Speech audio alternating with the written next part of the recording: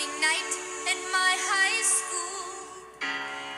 Everyone was there, it was totally cool. I was real excited, I almost wet my jeans. As my best friend Debbie was homecoming queen. She looked so pretty in pink. She used to be an actress. She ever do anything I would have seen? I think her biggest deal was she starred in a pilot. What's a pilot? Well, you know the shows on TV? I don't watch TV.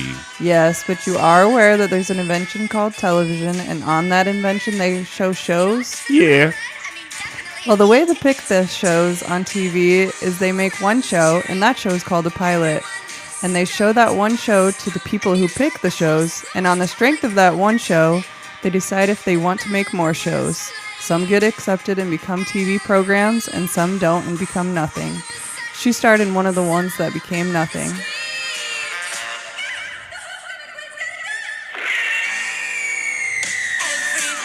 run. The homecoming queen's got a gun. Everybody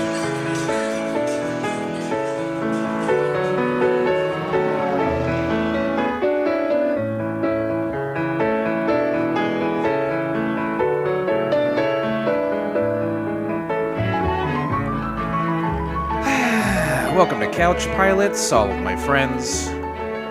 It's the show that dares to fly into the unknown territory of awful television pilots of the past. My name is Jason, and with me is my Valley Girl. It's Captain Philip Pressisher. Good evening, all of you. I love you too, Valley Girl. Like, there was a time, like, that Valley Girls were the hot ticket. They were, they were on fire. And like, looking back on it, they were like the most annoying girls in the world. But there was one, they were spitting hot fire. I think like Madonna's Like a Virgin. She kind of was kind of punky, kind of Valley Girl, kind of esque. Madonna had many phases throughout her career, of course, and then I like the dirty stage. like the Truth or Dare black and white documentary phase. That was kind of a dirty one. Where she had big cone boobs, which was I never did that for me. Cones are bad. I don't like it when Pauly Shore called boobs cones. I don't like that. Yeah. Anyway, I don't like a lot of things that Pauly Shore did, though.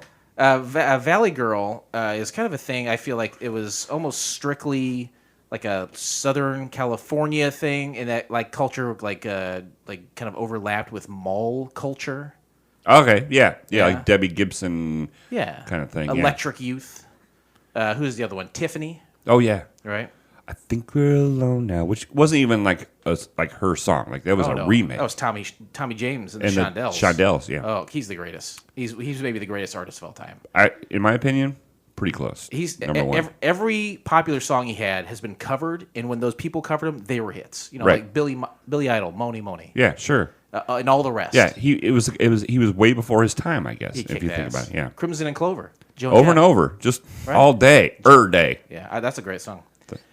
All right, we'll tell you the reason we're talking about Valley Girls is because of the star of today's program, Julie Brown, and we'll talk more about Julie Brown in a little bit. But she was a Valley Girl. She had a kind of a Valley Girl persona in the late '80s. Do you remember Julie Brown? I slightly remember her. Okay. I remember the original Downtown Julie Brown more. They overlap too. Yes, can you imagine MTV? Makes no sense. It doesn't make sense. Let's bring our guest in here. Will you please bring her in? Okay. Turn the music down a little bit because I have a big intro. So, you mentioned earlier off mic that I love when the ladies are here. I won't say why you said I love when the ladies are here, but so like when Amanda's here, like Amanda's like my podcast girlfriend. Like if something was to happen to Brian, me and Amanda, like we would go out and party and have a good time because he was dead. And this is your intro for the guest. It's called build up, Jason. Okay, I'm sorry. But I know we would have fun. I know she would like tolerate a lot of shit, right? But our next guest, in my opinion, she's like my podcast wife. Get along with her. She's beautiful. But I know that if something were to happen to Molly and Kevin at the same time, like if we got together, she would slip into the role of Molly. Like, do you think a guest has ever killed themselves on the show before? I think it's going to. This is a compliment. It is? Yes. All right. I've been a fan of this young lady for a long time. She used to have a podcast that I really enjoyed, And then her husband kept making her mad, so she stopped doing it. And you know who I was mad about that? I was mad at him. No, but this guest is my podcast wife. She's the one that, like, we would have fun. She would tolerate a little bit of shit, but she wouldn't tolerate very much. Like Amanda would tolerate a lot more. But I'm pleased to have on the show our friend, Steph. Steph is on the show. Hello. What an intro. Yeah, wow. So was that bad? Was that a bad intro? Like, to me, it was a compliment. I mean, you understand me. Yeah. To a certain. I do. Yeah. And That's funny, though. You knew what I was trying to say. That's funny that you think, like, I would get annoyed with you almost, and vice versa. Oh, do you think you would tolerate my shit very much? No, I don't think I would. Let's just imagine. Let's get ourselves in the pocket and imagine this. Do you have to close our eyes? No.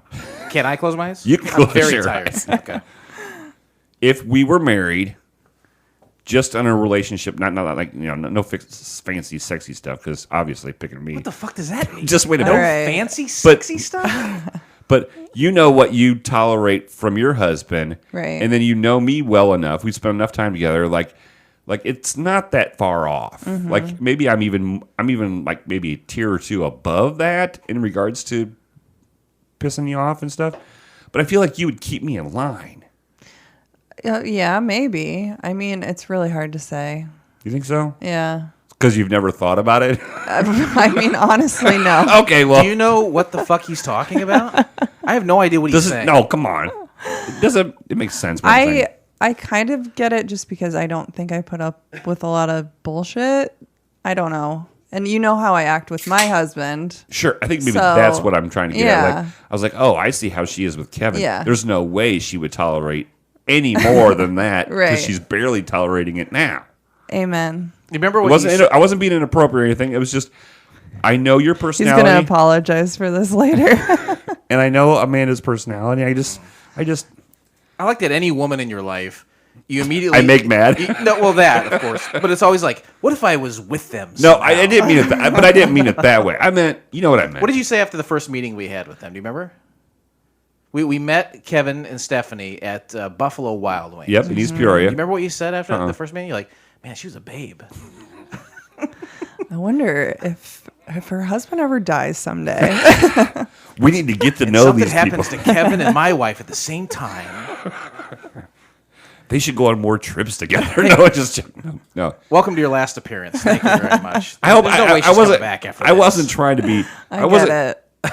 I don't articulate This well. is totally on par for you, honestly. Yeah, that's right. Yeah, she was not taking it back at all. And she's smart enough to realize And who she she's knows dealing with and what she she's gonna knows run there's a into. compliment somewhere in there, and Yeah, I she's smart guess. enough woman to find it. Hey, here's something. We're yeah. going to change gears. pretty hard here.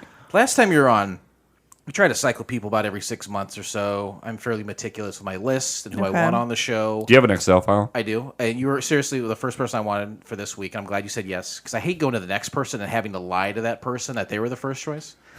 But last time you were on, we're like, what celebrity crushes do you have? Oh, yeah. And you said, I love Taylor Hawkins. And the next day, he was dead.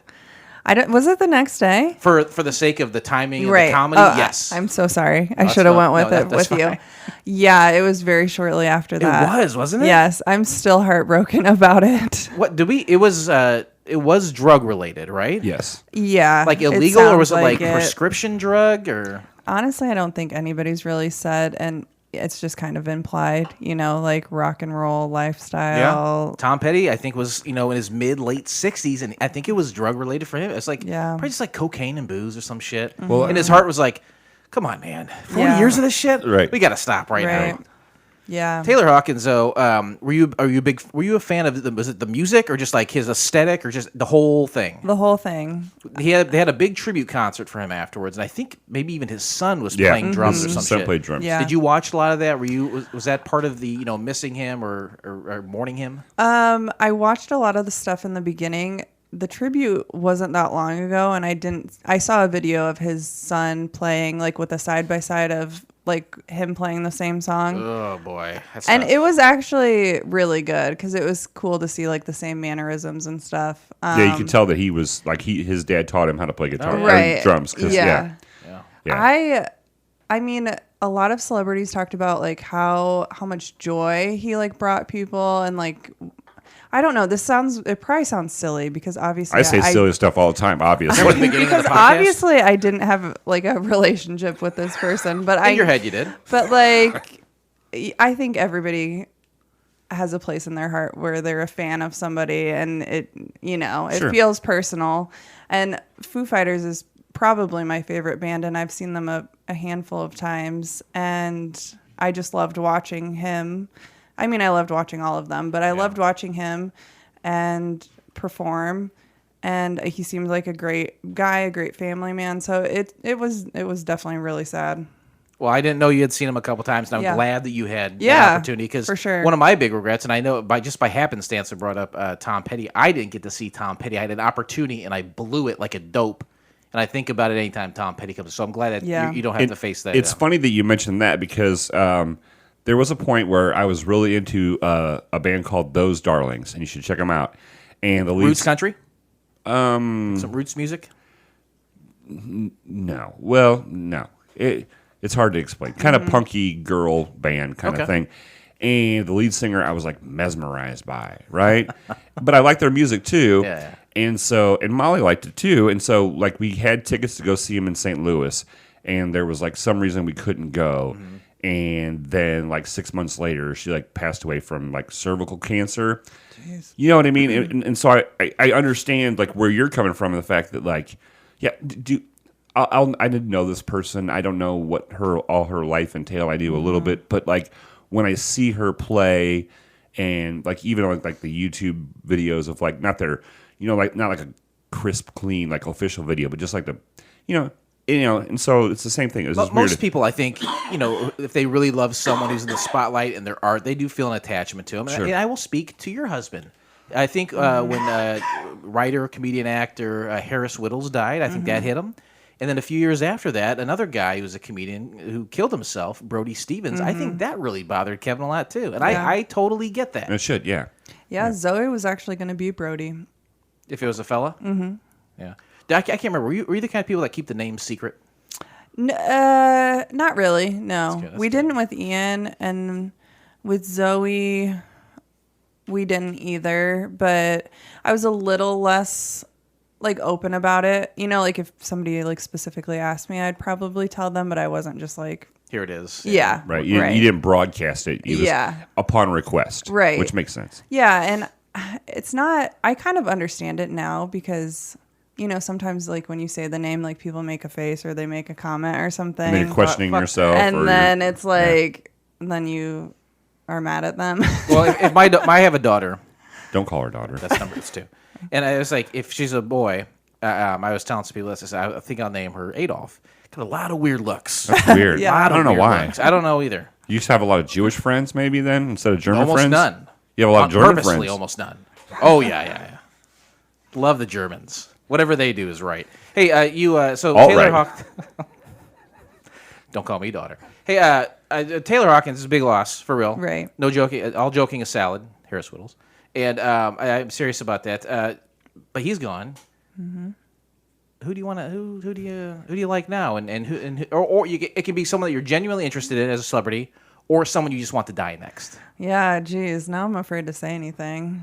Because we're notorious on this show that if you mention it, they will die. I think I'll just pass on that. I did say somebody else when I said Taylor Hawkins, but I'm afraid to say it now. You're not going to repeat it. Yeah. Wow, superstitious. You seem like totally like a logical person. Yeah, I'm not very superstitious, but now, for right now, The exception proves the rule, Yeah. apparently. Mm-hmm. Okay. Because there's a microphone and a recording in front of you, and there's I don't want it to come back to me. I'm not having blood on my hands for this Oh, one. no. Are people blaming you? You, maybe. I do blame you for Taylor Hawkins' death. I do want to say another thing real quick, too. Speaking of the death, I'm sorry to have such a downer show, but my condolences to the Wyckoff gang. They lost their dog, Maximo. Oh, yeah. He was 8 years old, and I don't like a lot of dogs. Well, I like dogs, but the ones that are, like, shitty, I don't like. Like, your dogs are kind of shitty. Yeah, my dogs are assholes. I want to like them. I do want to And like you try, and you make an effort. them. And I bought snacks. For months, I Yeah. would bring snacks over here because I want to like your dogs, but they're just kind of shitty. I'm sorry. Maximo was not that at all. Maximo was a Chihuahua, and everyone's like, Chihuahuas are fucking shit. Not this one. He Yeah. was a real nice dog. He would let you pick it. He loved it. He loved touching and holding and squeezing. And that's what you want. That's what a dog's for. It's a toy. Right. Right? A dog is Right. a toy. It's a toy that provides affection. Yeah. Yeah. It's for people who are devoid of that emotion in their life. So they buy a living toy for them to clean the shit up and give Right. the food. Hence why I have 220-pound ones, because I am, and there's a huge void of love. And you know that they sleep in his bed every night. You know that, right? Well, now only one of Wow. them does. What happened to the other one? Well, they had two large fights, Fights. like fights with biting. Yeah, Yikes. But the two dogs fought each other. yes, and so the one won't go in the bedroom now. The black one? No, the I don't- white one. Okay. Yeah. Do you see color? I only see breasts and vaginas and penises. I don't see color or Okay. gender. The white one is completely scared now. Wow. It's been attacked twice. So Oh no! But he used to sleep in the bed. Two grown adults Yeah. and two huge No. Great Danes. and when she does actually get into the bed, she sleeps up by the headboard. If you can imagine that. Wow. insanity. You had a dog, and you said, Yeah. I don't like this. You're like, I got a baby now. I don't need this. I don't need this. Your dog was so cute that it's another dog that I wanted to like, Sure. but it was kind of shitty because it just kept barking all the time. And it's just Yeah. like, no, just come here, let me hold you. I'm gonna be nice to you. I think he warmed up to you, though. Maybe a little bit. Yeah. Did you? So you got rid of that dog? Did that dog sleep in the bed with you?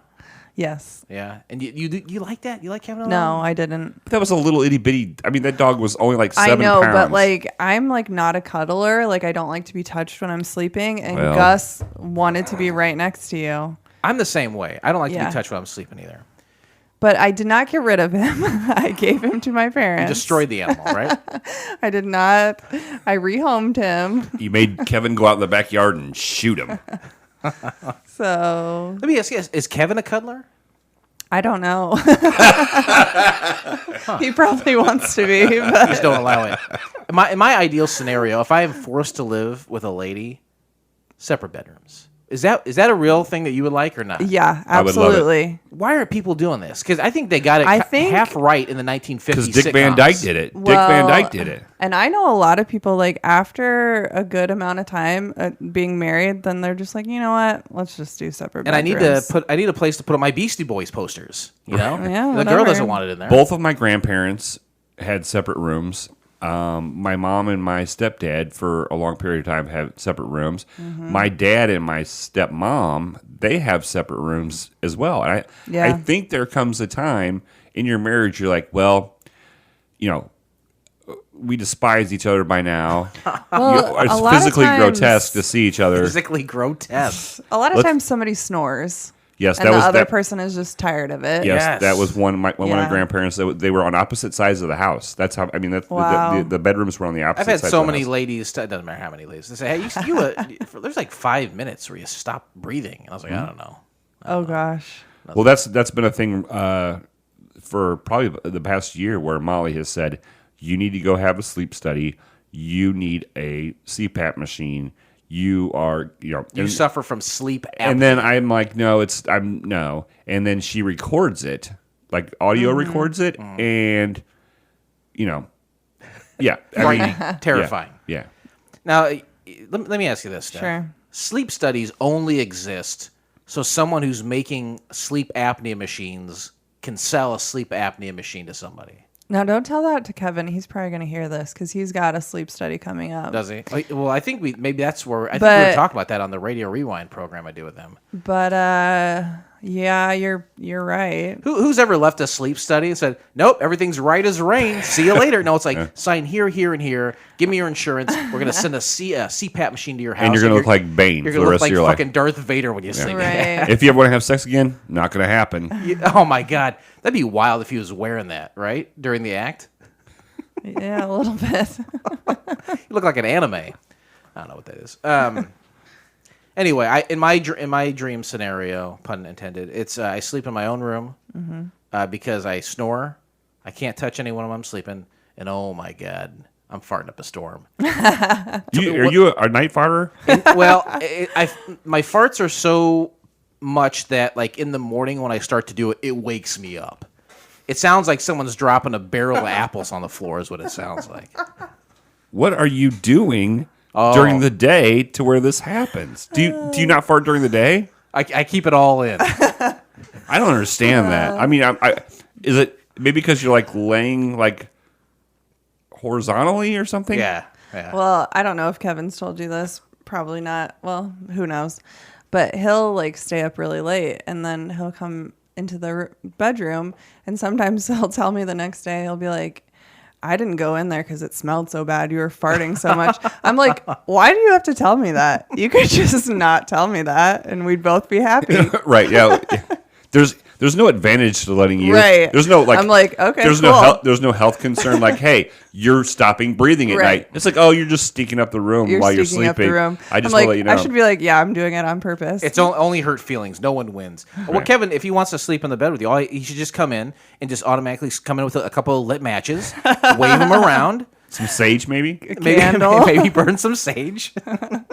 Keep the fart demons out. That's right. And then hit the hay. That's it. As if he never farts when he sleeps. I can't imagine his. I'm sure they're on par with mine. Yeah.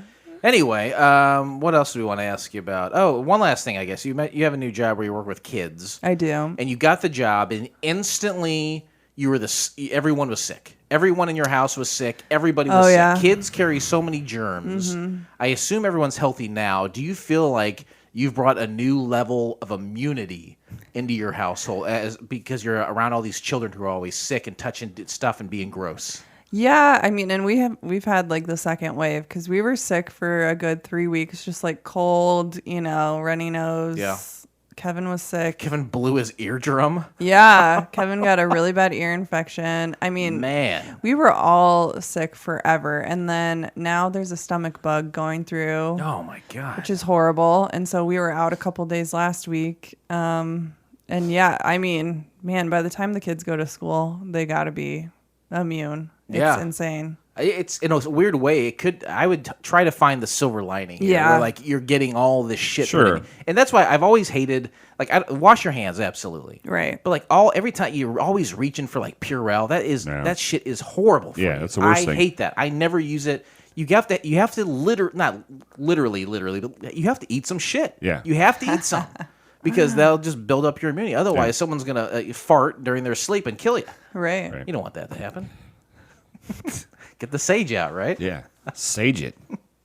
All right, I had some other stuff to ask you, but I'm going to skip it because we got into such a lengthy and healthy discussion. Let's We move touched a on. lot of weird things on that. Oh Right? yeah. Hope you've been hashtagging it. I'm glad I let it off with some really weird stuff that she hasn't looked at me since I introduced her. What if I married No, you? it was an analogy. You're my, No. you were my wife. It was an analogy for fucking Tell Christ's me, we're sake. wrapping up a season in a couple episodes. Yes. Can you tell me about this season? Yeah, this season, we have a fan out there who says, I like this show enough to spend time, and I will find pilots that I know that you never watched, and I'm going to send them to you and do all the work. And he's like, you have to call a whole season something. It has to do with me. Right. And we're like, hey, sure. I mean, you're making all that work. So then he was like, I'm sending all this to you. And he's like, please watch these 10 episodes. I got information, all kinds of links. We'll do this. And his name Bob Key. is Bob Key. Key. Bob Key. Bob Key. It's the Bob Key Bunch season, season 36. We've been doing this for 36 years. And Feels like it. we were honored. Oh, tell me about it. We were honored to have him take the time to do all this. And so we're dedicating this whole season to him. Farts I named and it everything. farts and all. Farts and all. Warts and farts. Hey, we named the season Warts? Bob Key. We didn't talk about warts. I got to talk to you about that. Okay. I have some That's weird. topical cream. There's weird how where they lie. Stop. Play it as they lie. Thank you, David Bobke, for all your hard work and effort this season. We really do appreciate it. There's only been one other listener in the history of the program who's done anything remotely like that, and that was, and he's done it 3 times as you have, David. So, I mean, maybe pick up the pace a little bit. But seriously, thank you for we're having a lot of fun. And honestly, Yeah. this season we've garnered some pretty high-profile interviews too. Well, And- yeah, for sure. You've been killing on the interviews. yeah. Well, thank you very much. And to be honest with you, we've had a couple really high scores. season. And what does we- scores mean of the? We've scored the pilot Right, side? and then Okay. we've had some really low scores. So That's true. it's he's definitely We're running the gamut, right? sure. Don't call me daughter. I don't ever run anymore. Today we discuss the pilot episode of Julie Brown, the show from the year of our Lord 1989. Great year. 1989. What year born? 87 you're born? Is that right? 88. 88. Yeah, So you were 1 year old. 1 year old. that's right. See, I was 14. That's what I thought, and you were 8. That's right. Great job. Julie, Gee, thanks. you guys obviously watch the pilot. I can't believe I was 14 years old in 1989. That seems so fucking pretty, weird. It's pretty fucked up. And she's like, Stephanie's like, I was 1. I was like, just. Right. It's going to be weird when we're married.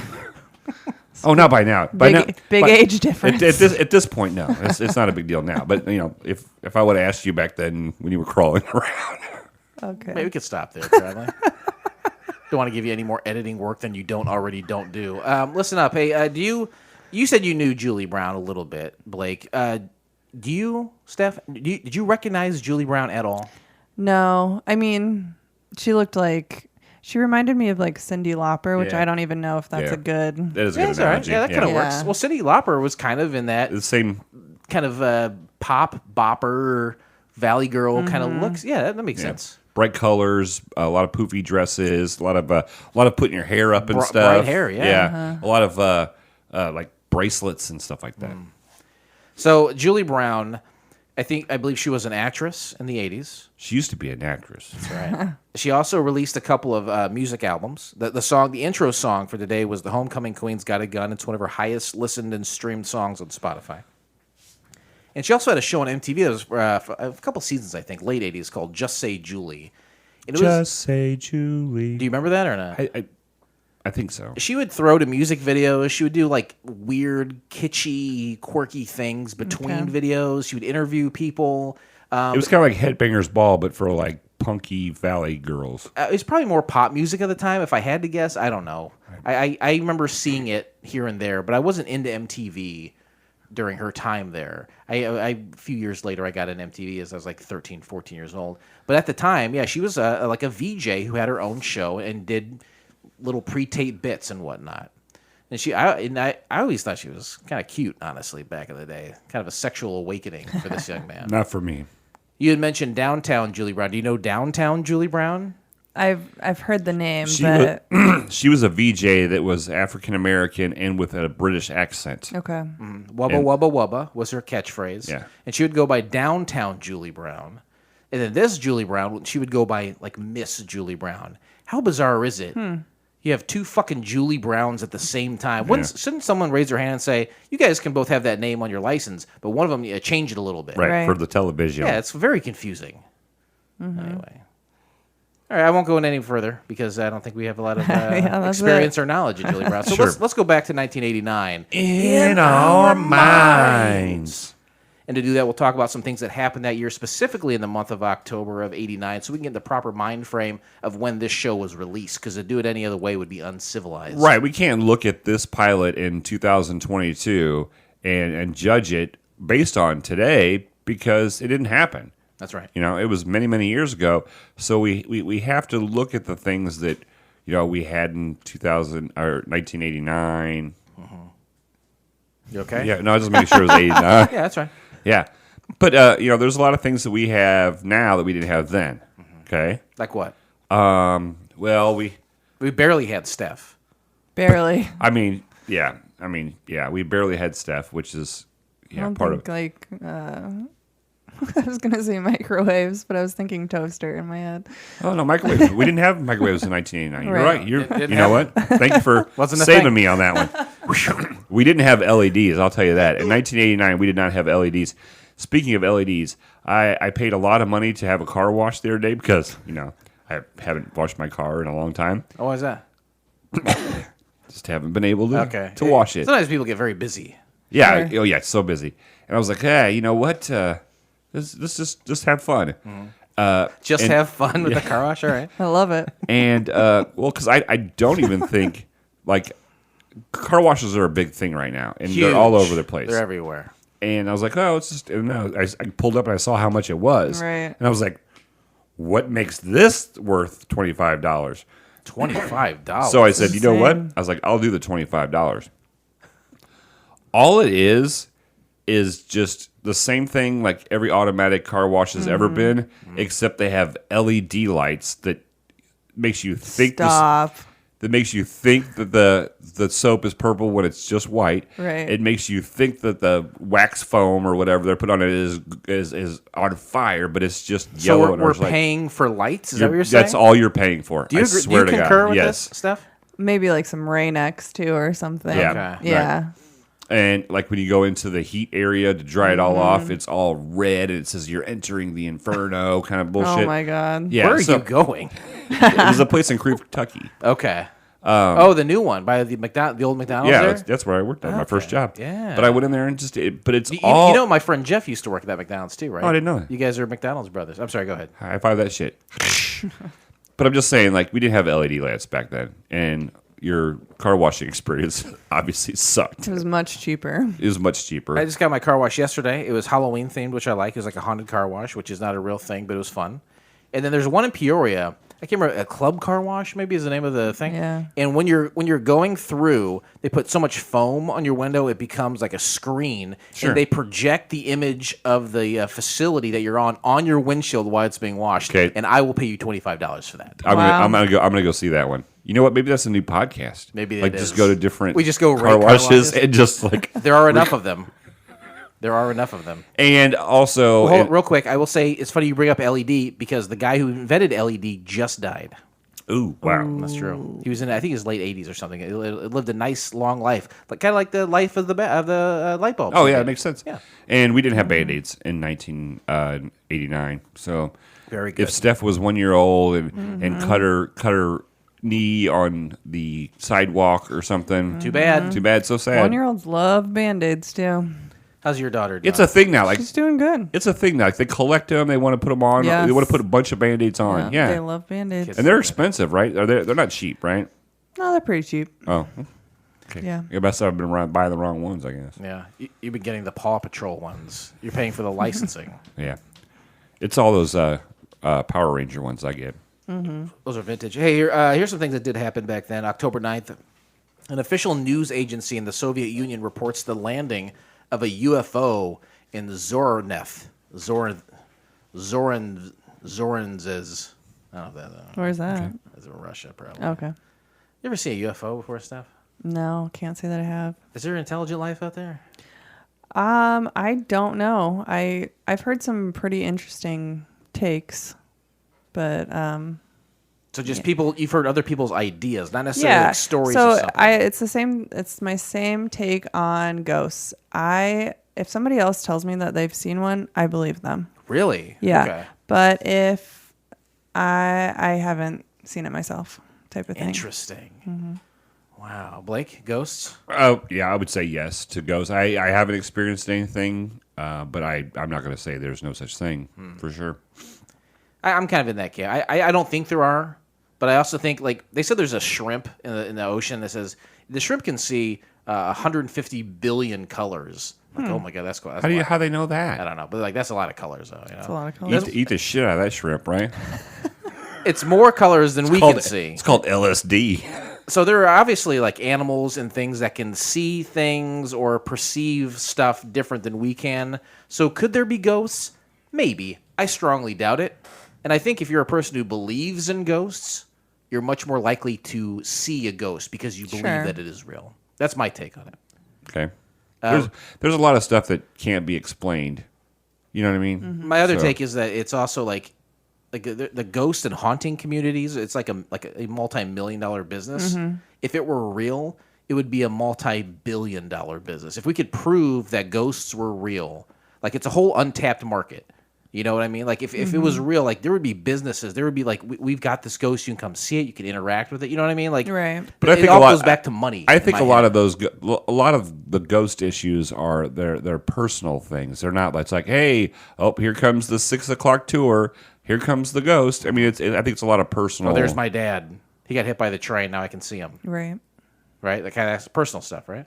I'm just saying. Yeah, I mean, not just personal to one person, but I'm saying. Yeah.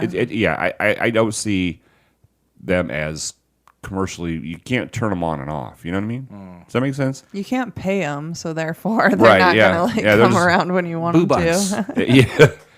Gotta find a way to get some boo bucks. Aliens, I think there's probably life out there. Whether it's a one-celled organism, like farting around on the moon somewhere. If it wasn't though, like if an alien was so smart that it could travel to this planet, surely it could hide itself from being seen here. You know what I mean? Right, So I assume yeah. that anything that we do see is probably like a different country, like fucking around with technology. I think UFOs have always been just our own planet testing and stuff. But you're right. Nobody from Valtron, planet Valtron, that's 800 miles away. Do you know about Valtron? Yeah. No, they're not going to come here and just kind of like hover in the sky and then leave, or just Yeah. come and stick a probe up some hillbilly's asshole. Or like Blake's asshole or something, right? Right. I mean, I got a sign on my roof of my Enter here? my house that says "Enter here." Just wear Bobby socks. Is all I say. Oh my God. But What if the alien just looked like a bobby sock? Wasn't wearing them. It's just they appeared to you in No, the that would form be of a bobby weird. sock. No, that'd be Yeah. weird. That'd be way too big. All right, October 17th, the 6.9 MW Loma Prieta earthquake shakes the San Francisco Bay Area and the Central Coast with a maximum Mercalli intensity of 9, which is violent.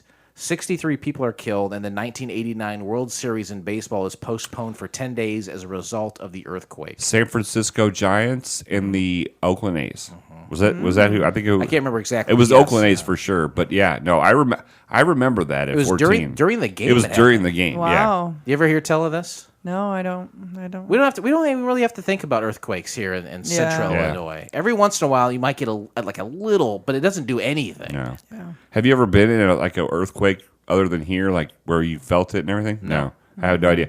That's kind of like a hurricane. Like I have, Yeah. like I've seen the videos. Like they have like time lapse videos of like Fort Myers or what's the Yeah. Fort Myers is being hit by Ian right now. Yeah. Yeah. yeah. Your son should quit hitting people. I'm sure, it's probably But- gone now, but yes. But yeah. but watching those time lapse videos, it's like, oh, it's kind of rainy, windy out. Oh, there's some water on the street. Oh, I can't see those trees anymore. It's crazy. So you don't, and Illinois knows that. They know that you don't want to leave here to go fuck with some earthquakes We do know or that. hurricanes, That's right. and that's why they tax the shit out of us. Is it the safest state in the union? No, it's not. No, What's not. the safest state? Tornadoes. South Dakota, probably, right? Yeah. One of the Dakotas. Does anything ever happen in Virginia? Nothing. Well, Virginia's they're coastal, right? They touch the coast over there, Yeah. and so they probably get a little hurricane action every once in a while. What happens in Minnesota? Just snow? Snow. Oh yeah, deep freezes, God, we gotta figure frostbite. something out. Indiana is kind of snowy. Figure out what a place to move. Yeah, I'll move Yeah. with it. You and me. I'm ready to move. And if something happens to Kevin, we'll bring Steph with On us. on the equator or something. The equator is weird. It's always warm there, but it's always You know why it's called the equator? No. It's because it's equidistant to the sun Equa? at all times, which means every day of the year It's the same. it's 12 hours light, 12 hours dark. I would feel like I like it when it gets lighter longer. You know, Yeah. But I don't like when it gets lighter, shorter. that's right. Depression sets in, and I have to sit under a lamp that also helps my plants. I need to get one of those. October 28th, the United States Flag Protection Act takes effect. There are massed protests in Seattle and New York City. Just 2 days later, a group of political activists and artists burn American flags on the steps of the U.S. Capitol building in protest. It just goes to show you that people have been doing this for a long time. This isn't a new thing. Kneeling for the fucking national anthem, the flag. It's not a new thing. It's a symbol of whatever it is, and people will fight about it. So When was the last time you said the national anthem, Steph? Can you I don't you say know. it right now? The Pledge of Allegiance. Could you say the Pledge of Allegiance right now? Can and will you say it on for us three, or not? 1, 2. Hold on, give her some Pledge Allegiance music. Not this. It's a sexy Pledge of Allegiance. Wow. Okay. I pledge allegiance to the flag of the United States of America and to the republic for which it stands, one nation, under God, indivisible, with liberty, and justice for all. Forgot the amen, but pretty good. Amen. But it was like it reminds me of being in 5th grade or something like that. Like you started off doing it at the tempo you were supposed to do it, and as you went along, you went faster and faster to get through it. People just want it to be done. They just want to be done. Meow. When it comes to flags and saluting flags, they say if you burn a flag, very disrespectful. And they also say, hey, look at that flag up there. It's all tattered and torn. You should replace it and put up a new flag. And they say, well, how do you get rid of the old flag? They say you have to burn it. No, you just give it to, you fold it up, you don't let it hit the ground, and you give it to the Boy Scout troop local to you. They take care of it. What do they do with it? I don't know. But Nobody knows. But I've Somewhere. every time There's a huge silo full of old tattered flags. it happens all the time. Like I thought if to properly dispose of a flag, you were to burn it. So I thought burning the flag was the most respectful and the most disrespectful thing you could do to a flag. Maybe I'm wrong. He's finally using the whiteboard I gave him. Wow. He's gonna tell me how he's got to take a huge shit or something. Don't forget the sage, my friend. All right, I feel like I'm back in 1989. How about you guys? Yeah, I'm there. All right, Steph. We have Blake has dubbed them over the years the pillars of couch pilots. What it says? Yeah, it's the 3 pillars of couch pilots. Got me? Yeah. I'm just putting the responsibility on you. Okay. Okay. To let them know. All right, take over the show so I can text our next guest Okay, so about the pillars. The pillars. Steph goes, Blake can't do this. I'll just do it for him. I'll Go help ahead. you. Hit it. So it has to only have one episode. Very good. It's got to be free, and you got to find it online, right? Correct. And there's Yeah. one phantom one for this season. That it's this David guy picked it out. This David guy picked it out. Yeah. That you know what? You got them all right. Okay, perfect. Congratulations. Nice work. I hope Jason had enough time to text. Phew, I did. I'm very fast with the text. Thank you guys very much. Where can you He's find? a fax texter. Well, if you said that right. Hey, where can you find the entire episode of Julie Brown, the show, for yourself? We can do so by subscribing to Couch Pilots and SoundCloud, Spotify, podcast, or your favorite podcast app of choice, and then simply click on one of our classically blue links. And Justice for All, go to YouTube. Steph? You know what to do, tube. Flight attendants. Amen. Prepare for takeoff. I like to say amen at the beginning and at the end of the Pledge of Allegiance. Listen to those engines. We just got a tune-up, Steph. Wow. Yeah, we just got a tune-up. Does sound good. Thanks. You do a tune-up in the fall and in the spring. You always, right. you always, Right. you know. Same time you Fall sharpen back and spring forward yeah. Same time you sharpen your what? blades on your lawnmower. It was the same time as you change the batteries on your fire Yeah, smoke that's detectors. right. That's right. Thank you, Blake. I've never once done that, but I need to. You shouldn't have to do it. Well, If I was married to you, I'd do them for you. yeah. Boy, you'd be such a lucky lady. I need if to that start were- making a pros and cons list here. something. Summary of the pilot stars Julie Brown as the hostess of a talk show and as she interviews actual celebrity guests interspersed with scripted scenarios. Blake, do you want to rate that summary? I'll give it a B+ for sure. Really? Yeah. Steph, do you want to grade that summary? You don't have to. She shrugged off her new celebrity crush earlier. She could shrug this off if she wanted. I'll give it a C. Okay, I think you're right, Mara, this one. Because there's no real celebrity guest in this. You know? There's the one lady. Yeah, she's a celebrity. Was she a real celebrity? Oh no, yeah, because You recognize her. I did some research. Well, by research, you mean you had a sexual awakening to that lady. Busted. Hey, also busted. Bubbles was famous. He was a famous person. yeah. I really doubt that was Michael Jackson's actual monkey. But it doesn't matter if it was his actual monkey. The person known as, well, not person, but the monkey known as Bubbles was famous at the time. Everybody knew who Bubbles was. Well, They all look the same anyway, just like Uh-oh. interesting facts. Jesus Christ. ladies and gentlemen, welcome to Interesting Facts. It's the part of the show where Jason has scoured the internet to find out facts about this show that you may David not know. Bobke did. Yes, I was getting ready to. I was going to say Jason actually didn't do it this month. David Bobke scoured the internet to find out facts about this show that you may not know. All we're asking is that you please don't taint anyone's experience and give your opinions of these facts. Stephanie, are you good with that? I'm good. Nobody has broken the rule in a long time. I think it's been maybe a year and a half since Jason's lost his shit about it, so I'm everybody's on doing Xanax. good. So now would be a good time to keep the streak alive. Can't do it. Do you think that maybe like if we do give our opinion, like David will be listening to this and just be like, "Fuck it," and just like throw his iPod? I don't think he'll care. Okay. I don't think he'll give one fucking shit. All right.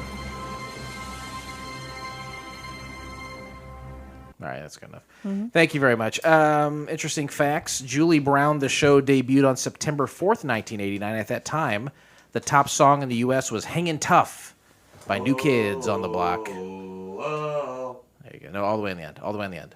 There you go. Grab that beer. You're going to like that one. That's a Dale's Pale Ale. No? Okay, we'll get another one then. You can get another one. This one's more of a Pilsner. Would you like it more of a Pilsner? A pale ale is fine. You gave it. I don't even need it. You gave it a look like I was naming my daughter Adolf. It's called a callback. I'm pretty good at it. Yeah. I'm pretty fucking good at them. Yeah. Whether it adds up to anything remains to be Most seen. things you're good at, from what I've been told. I keep the things I do very narrow because of that. Writer for Julie Brown, the show, Ann Beats, was an original writer for Saturday Night Live and was a producer for the TV series Square Pegs. Fact. Square pegs. That was it lasted 1 or 2 seasons. It started a very young Sarah Jessica Parker. Okay. And why David included that fact, I don't know. Fact. Okay. All right. David You've been includes very opinionated of his facts. Like you kind of been shunning him quite a bit. I don't know if shunning's the right word, but I will say that it doesn't make some of his facts that he includes doesn't make sense. Some of them relate to other projects that you and I work on. And those I get, but that one I don't necessarily understand. Okay. Fact. Star Julie Brown has appeared in many TV shows, including Quantum Leap and The Jeffersons. Fact. Have you heard of The Jeffersons before? Mm-hmm. It was around late 70s, early 80s? Yeah. They're rebooting Quantum Leap. I think it's happening. Yeah, it's It's happening. going right now. And it's It's an Asian guy. is it? Oh, I thought it was a lady. No, it's an Asian guy, and the person, like the sidekick, is a lady. Okay. Did you ever watch the original Quantum Leap stuff? No. Sorry. We've seen a lot of that guy. You're forgiven. We've seen a lot of Scott Bakula? Yeah, we've seen a lot of him. We love Bakula. Yeah, we're back to the boys. Back to the boys. That's All right. hilarious. It's pretty funny. We've probably seen 7 pilots with him in him. And a couple of you for sure. Yeah. The The cool thing about the new Quantum Leap, I heard that it takes place in the same universe as the previous Quantum Leap, which means that as long as Steph doesn't make Scott Bakula Don't one of poop. her celebrity crushes, then he will survive long enough to appear in this new series. Right. Fact. But Dean Stockwell is dead, who was the old partner. Right. Fact. Okay. I'm surprised David didn't include all that in the fact. Julie also did the music video, "The Homecoming Queen's Got a Gun," which is our opening song, and wrote the film "Earth Girls Are Easy," starring a young Jim Carrey. Fact. Yeah. I remember that She a wrote little that. bit. I remember a little bit of that movie. Like it was really bright colors. It was him, goofy looking outfits. Damon Wayans was in it. There's a couple others that notables in that, but she wrote that movie. And she wrote a movie that was made. That's awesome. Yeah. Yeah. Fact. Julie Brown, the show was created for and subsequently not picked up by CBS, which is the same network that would cancel The Golden Palace 4 years later. Fact. Ooh. You know what The Golden Palace is? It has nothing to do with sex and urination. No. It's the Golden Girls spinoff after okay. the Golden Girls proper ended. Yep. 3 of the 4 broads went on to do the Golden Palace, which Yeah. again, it was a hotel, right? nothing to do with urination. It was Yes. a hotel. Golden Palace. Never my thing. I don't want to piss on a lady, and I don't want a lady to piss on me. I don't want that. That's not for me. What do you look? You look I like feel you've like done he's it. talked about this I think before. that he has. Yeah. I think it was in. I think it was in the shower. I'm just writing stuff down. Yeah. Yeah. you do that, I've buddy. definitely heard that before. Not for me. I'm very vanilla. Jamie Toomey, where are you at? Oh God. He's calling the person out. I think she's dead. She's dead. I can't find her anywhere online. You pissed on a dead lady? Well, she wasn't dead when I pissed on Oh, her. that's good to know. Thank God. Yeah. Respect for women is what the show's about. Hey, Julie Brown, the show cameraman Stephen A. Jones also did camera work for 125 episodes of The Golden Girls. Nice. As well as The Golden Palace. Good job, Dave. That was relevant for sure. To you. Yeah, to you. Well, Absolutely. that's all that matters, right? Well, I think so. If I've learned nothing else, I will say the last one. This one is a fact that I had created myself, and it's geared towards Steph, and that is there is no porn parody of Julie Brown the show. Thank goodness. End of interesting fact. Did you ever watch any of that? I did. Yeah. Okay, no more questions. Well, Blake has a whole bunch of questions. But No, he's I'm not.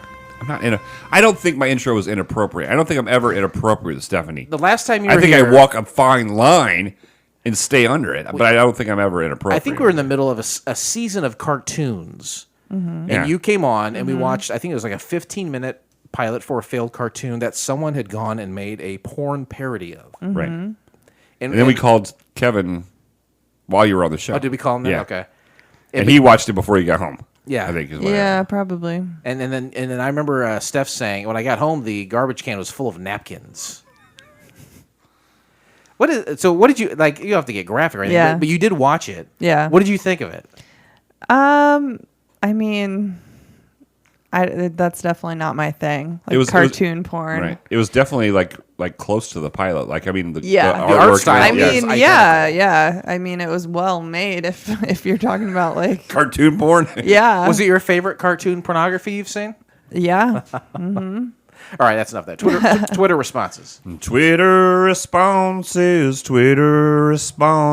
I'm hoping Jason got some Twitter responses. Anytime we watch one of these pilots, we reach out to the writers, directors, producers, stars, and creators of the program, and we say, hey, we're couch pilots.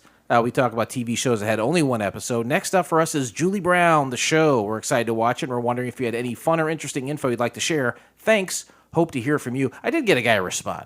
His name is Larry Poindexter. Or not, I always say Poindexter. It's not. There's no T. Poindexter. It's Poindexter. But I always put a T in there. I don't know why I do that. Anyway, Larry was an actor on this show. He played Grant. It was Julie's sidekick. He had a good role Sure, on this yeah. show. A role that I think would like continue to be on if the show had continued. It was like an Ed McMahon kind of role, right? Yeah, absolutely. He's a sidekick, the co-host. You can find him on Twitter at Larry Poindexter. And let's go to that interview right now. All right. If you have watched television within the past 40 years, then chances are very good you've seen our guests' work. I'm very excited to welcome actor and producer Larry Poindexter. Larry, thank you so much for joining me. Oh, Jason, thanks so much for having me. I appreciate it. You bet.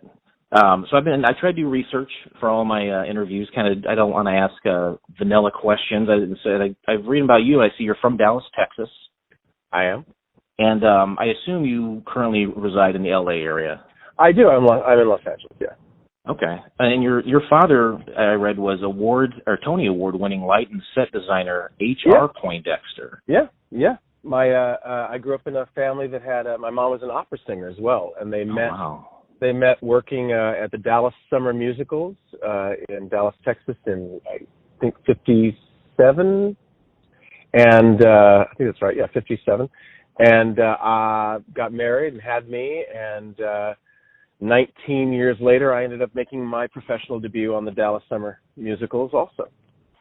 Okay, because when I think about Tony Award-winning stuff, I think about Broadway, New York. Well, City. his basic career path was that he was an electrical engineering student at SMU and got talked into working on helping rewire a small theater called the Margot Jones, which was on the fairgrounds of the Dallas the fairgrounds, right? That small theater actually was a hotbed of innovation. Tennessee Williams produced shows there, tried out shows there, and a woman who was working there, a lighting designer named Theron Musser, who was Jean Rosenthal, was the the mother of modern lighting. My dad and she became great friends, and he quit being an electrical engineer and fell in love with the theater and started working there at the Margot, and then transferred into being a stage manager, and from there ended up moving to New York with my mom and me and my younger brother, and worked there off Broadway and on television and other things like that. Met a guy named Gordon Davidson. Gordon Davidson moved out to Los Angeles with John Houseman. I'm sure you know who John Houseman is. I'm betting you know John. John Houseman was the dean of the Juilliard School. He was the guy who created the Juilliard School. Okay. And Gordon, and so John and Gordon moved out to Los Angeles. They worked at UCLA, and a couple of years later they formed the Center Theater Group and took over the Mark Taper Forum at the Music Center here in Los Angeles. They then invited my dad to come and do that with them when they took over to be the production manager for the theater. So he came out here and started the Mark Taper Forum with the two of them and the Sin Theater Group, and then eventually moved into being a designer, and then basically the resident designer. He did, I don't know, 60 or 70 different shows at the Taper and the Amundsen and the Dorothy Chandler Pavilion, became very well known. And then one of the shows was a show called Story Theater, which was Aesop's Fables done by 5 actors, all of whom are very well known now: Peter Bonners, Avery Schreiber, Valerie Harper, Paul Sills, and I'm forgetting the 5th one. And they would create these great stories just using themselves and a couple of props that were in a box and great lighting by my dad. And that transferred to Broadway, and he won a Tony Award for it. Wow, well, that's incredible. One of my questions was going to be if your dad ever had aspirations to perform, but being an electrical engineer, I was going to say that's a pretty narrow scope of what you could. It's a pretty concentrated. He was, he was going to school, and his parents were not real happy about his change in direction. He dropped out of school and kind of fell in love with the theater and became a gypsy like the rest of us. And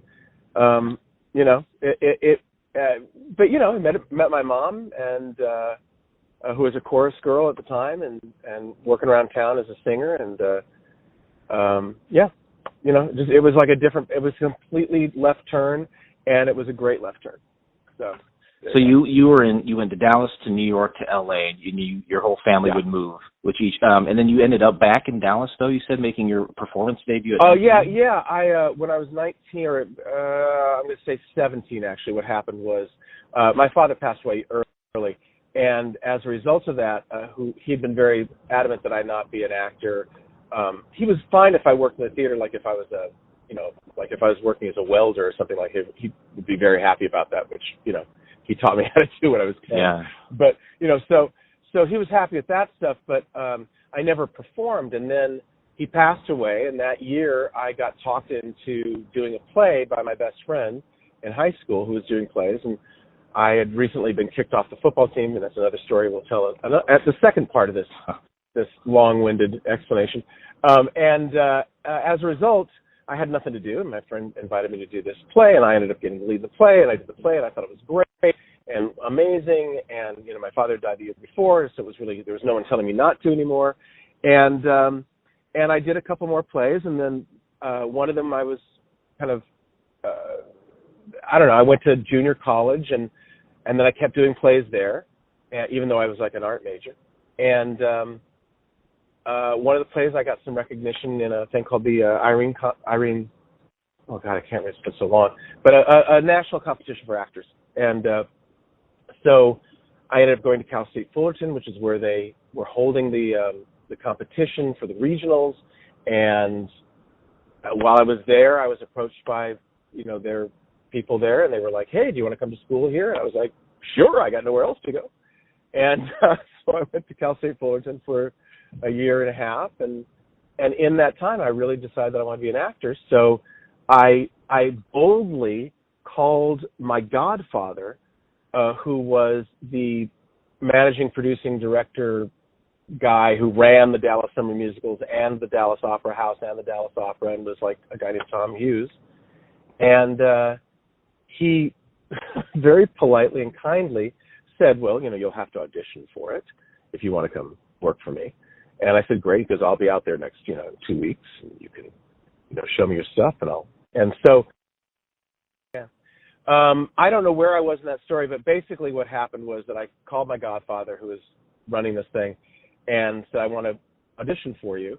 And so he came out and put me through the most extensive chorus audition that anyone's ever been through. Normally a chorus audition is like you do 12 bars of a song.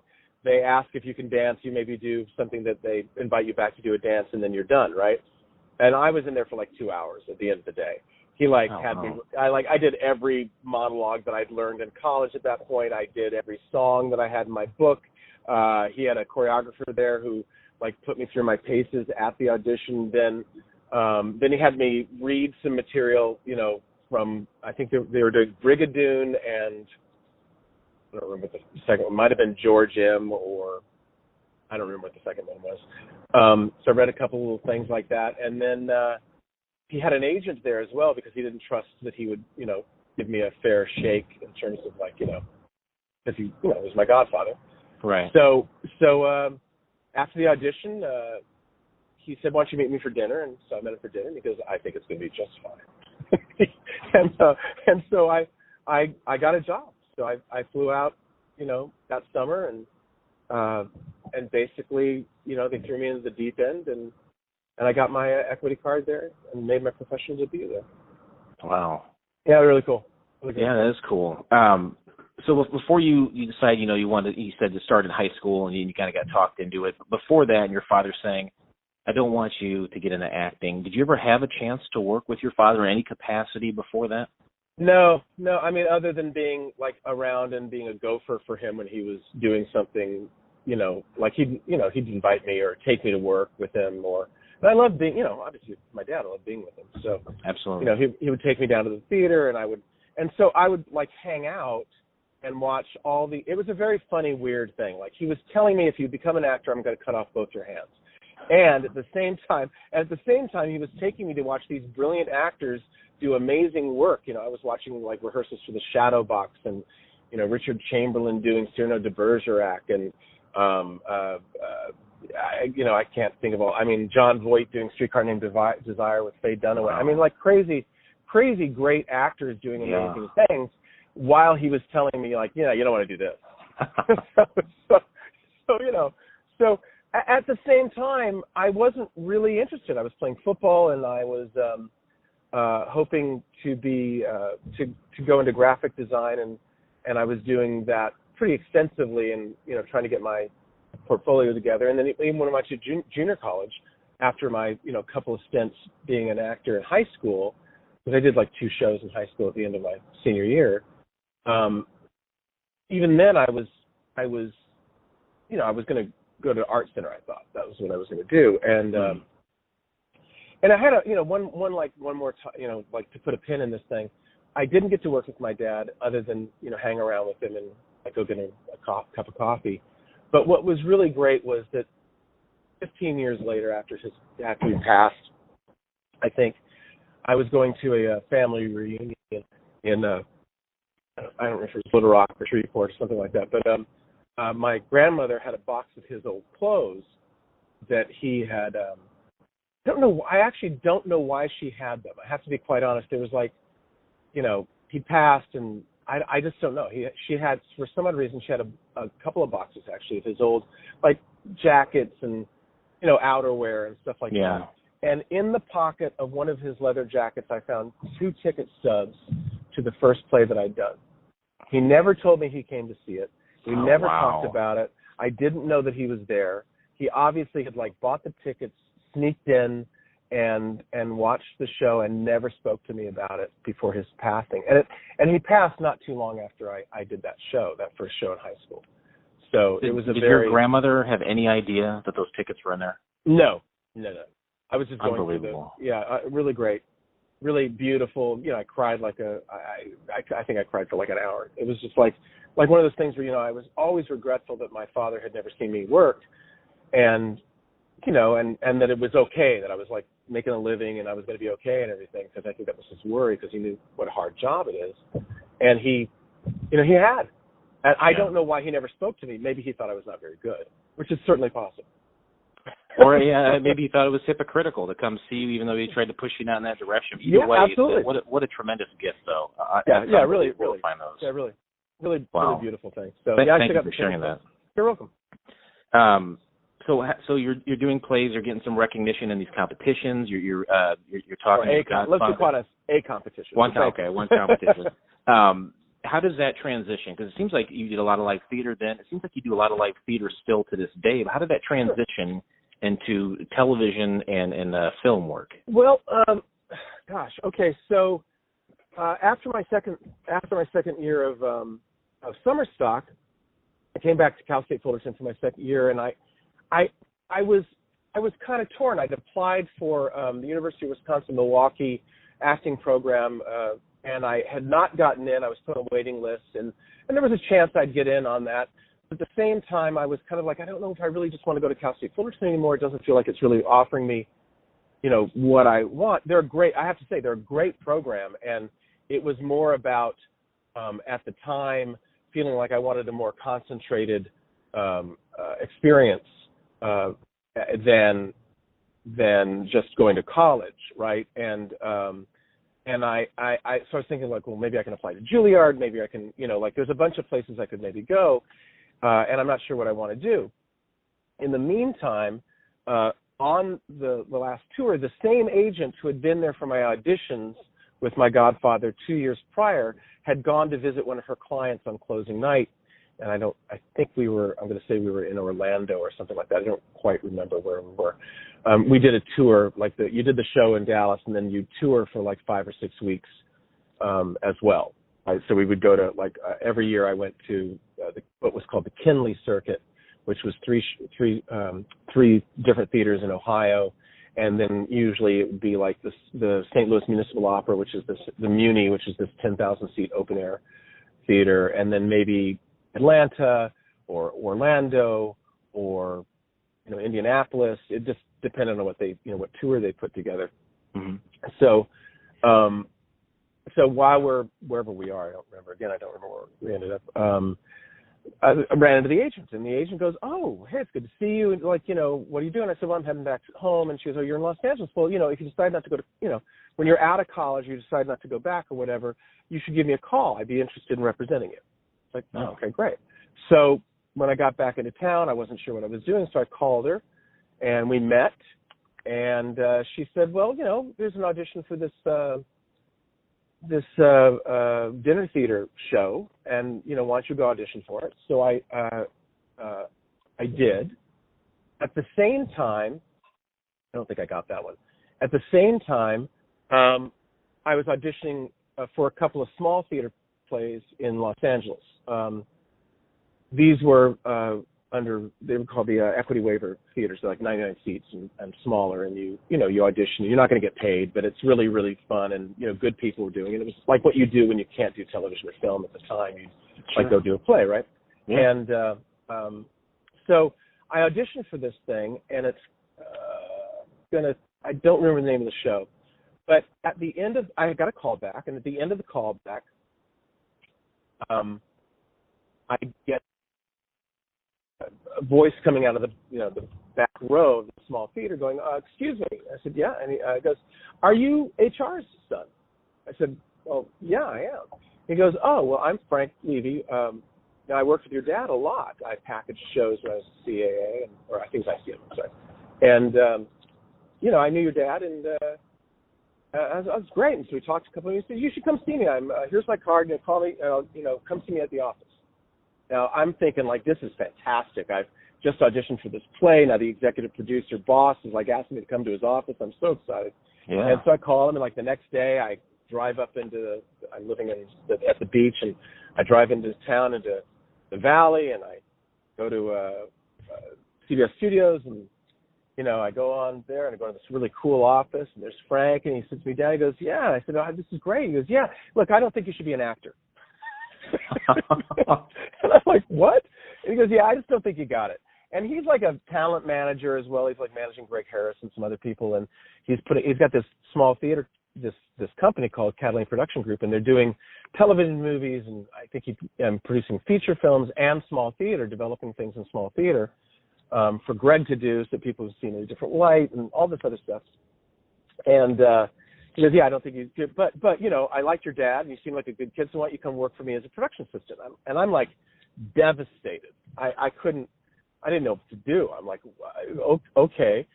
So I think this is the next week. I don't remember what it was. The next week, I started working as a production assistant, and as a trial, right? For a week, I was going to work for a week, and they're going to see whether they liked me or not. And I was going to see whether I liked doing it or not. I worked for a guy named Leslie Moonves, Oh, sure.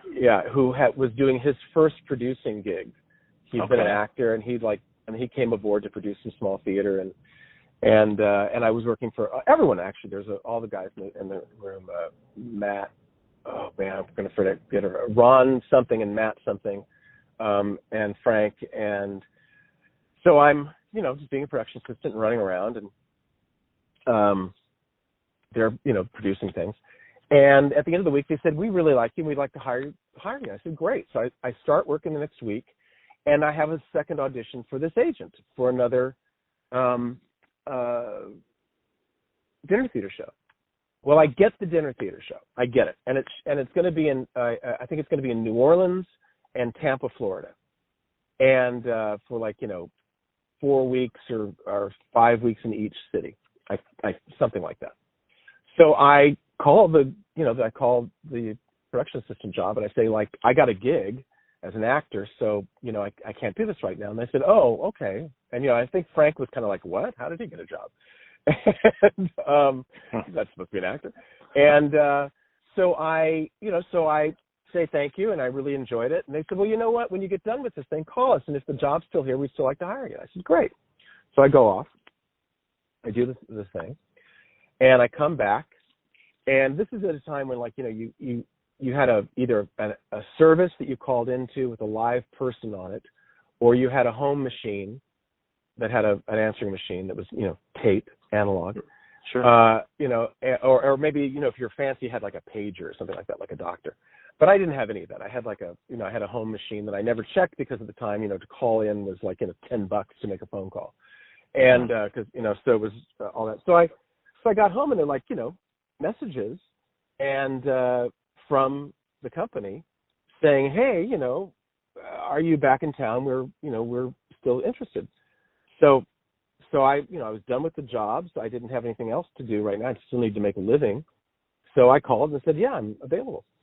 So I started working for them full time, and it was great. I mean, I did everything. I worked as the first play that they produced that I was in, I had a walk-on as 2 lines.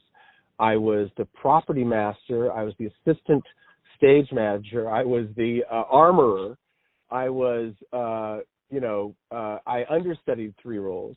Went on, for them. That's another story another time. But basically, just got an education in how the business worked. Learned how to do budgets, and they would give me scripts to read, to do coverage on, and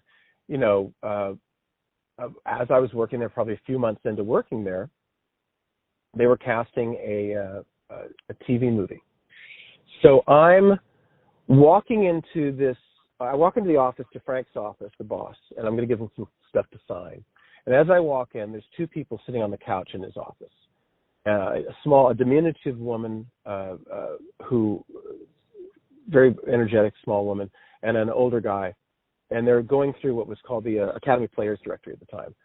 You wouldn't know that, but at the time there were books that had actors' headshots in them and who represented them, literally divided into leading men, younger leading men, leading women, ingenues, right? And then character actors, character women. So they had 6 volumes. I think that's how it was split up. And there were these huge books that had every actor who had representation, and even people who didn't. You could pay to put your picture in there, because casting directors would just flip through the books to find people. That's how they, you got submissions from agents, but you also kind of went through I got to find somebody who looks like this. So they're going through the Academy Players Directory, and I'm like, oh, hi. And I have Frank sign something, and they say something. I don't remember what they said. We talked for a second, and they said, oh, this is blah, blah, blah. This is blah. Great, nice to meet you. I got to go. I walked out. About 7 seconds after I walk out, the door flings open, and this woman comes out, and she goes, are you an actor? I said, yeah. And she goes, do you have a picture and resume with you? I said, yeah, hold on. And I went to my bag, and I got it again. She goes, okay, great, thanks. Well, little did I know that as I walked into the room, the 2 of them, the director, David Lowell Rich, I think was his name, and Mary Buck, who would go on to become the head of casting at Paramount and the head of casting at Warner Brothers, is sitting there going through the players directory looking for somebody to play Rob Lowe's older brother, because he'd been cast as the lead. Because for weeks, young actors had been coming in to read for this television movie to be the lead in this. and Sean Penn and Tom Cruise and all these young actors were coming in, and so Rob gets the job, and they're looking for somebody to play his older brother, and for whatever reason, literally, this is what I was told. We need somebody like, this isn't right. We need somebody knock, knock, knock. Here I come. Hi, how are you? Nice to see you. Walk out. We need somebody like that. Who was that? And so I just, really lucky and walked Right in place at the right time. Incredible. I mean, just lucky, And so about 2 weeks later, I read for the part for the company that I'm working for.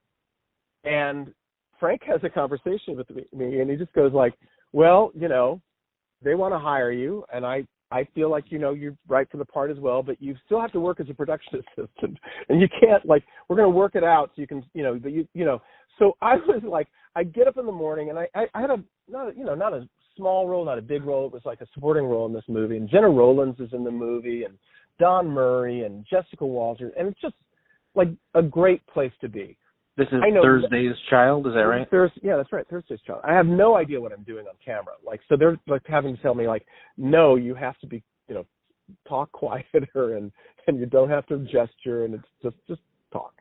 And and there's things like, trying to be in frame when you're speaking, like when you're walking. It's like, you got to hit the line when you get in the middle of the frame. And I'm like, I don't know what you're talking about. And so we, but I learned. It was great. It was great people to learn from. They were unbelievable. Jenna Rollins, Jesus, Mary and Joseph, and Don Murray, and they're just great. And the cast, the other cast was great. And Rob was great. And just really fun. Made a lot of friends.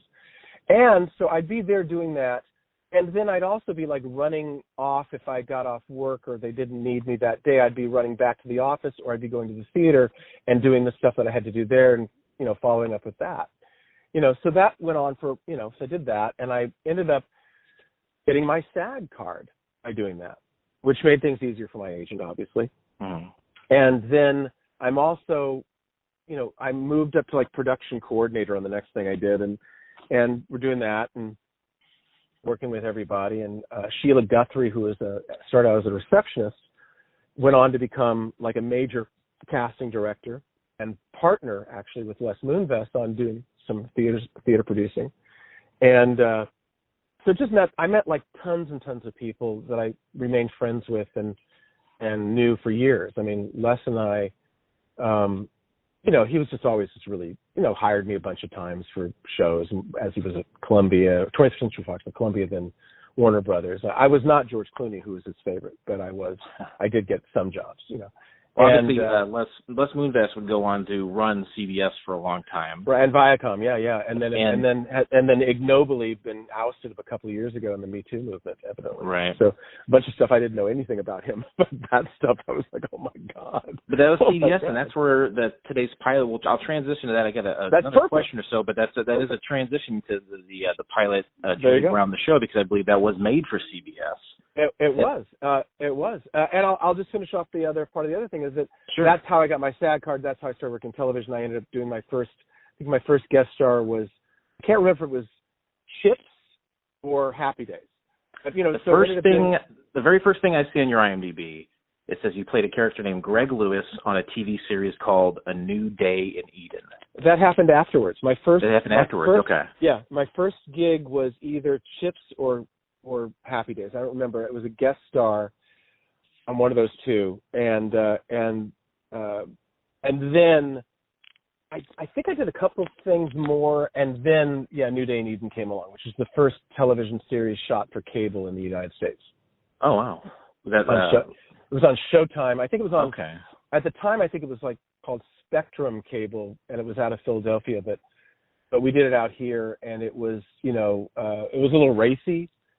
So it was a nighttime soap, and to be quite honest, the only difference between that and Days of Our Lives was basically when, at that time, the super couple would kiss and then fall out of frame, and then the camera would pan to the fire, right? It would be something like that, where but what this show did was that you'd fall out of frame and then you'd kiss a lot, and then maybe somebody's nipple would show. It was it was not terribly different other than that. It's a little bit more racy, not too much. A little bit more, but not much. But yeah. Well, I wanted to mention, you had mentioned Chips and Happy Days. If you don't mind, there's a few other of your projects I'd like to mention here, Sure. including Growing Pains, Quantum Leap.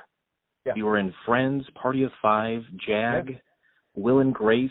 You had a nice run on General Hospital and Days of Our Lives, How I Met Your Mother, Masters of Sex, and one of my personal favorites, honestly, Curb Your Enthusiasm. I 100% remember that episode, and you as one of the pilots. You say best day ever? Yeah, best thing ever. I mean, just like, it's the top of it's the cream of the crop. When you get to work with people that are, that you kind of idolize and think are amazing, and they turn out to be just as amazing as you thought, and they include you, and nobody's mean, and and I think on that episode, Ted Danson, right? Ted Danson was on that episode, and I'd worked with Ted on like 3 different shows together. I'd done CSI with him a few times. I did a few episodes of CSI, so I'd done that, and then I'd also done Becker, and I'd been on the same lot that he was doing Cheers on. So it was really great, and he was doing that. So really fun. Curb Your Enthusiasm seems like a big tip of the cap to you personally, because I feel like it's a show where Larry knows where he wants to go with each scene and each episode and each season, but in between all of the improv that's happening, they really trust the people they bring in. Well, when they pick you, they know that you are going to come in and you're going to play the game with them. So I feel like that's a big tip of the cap.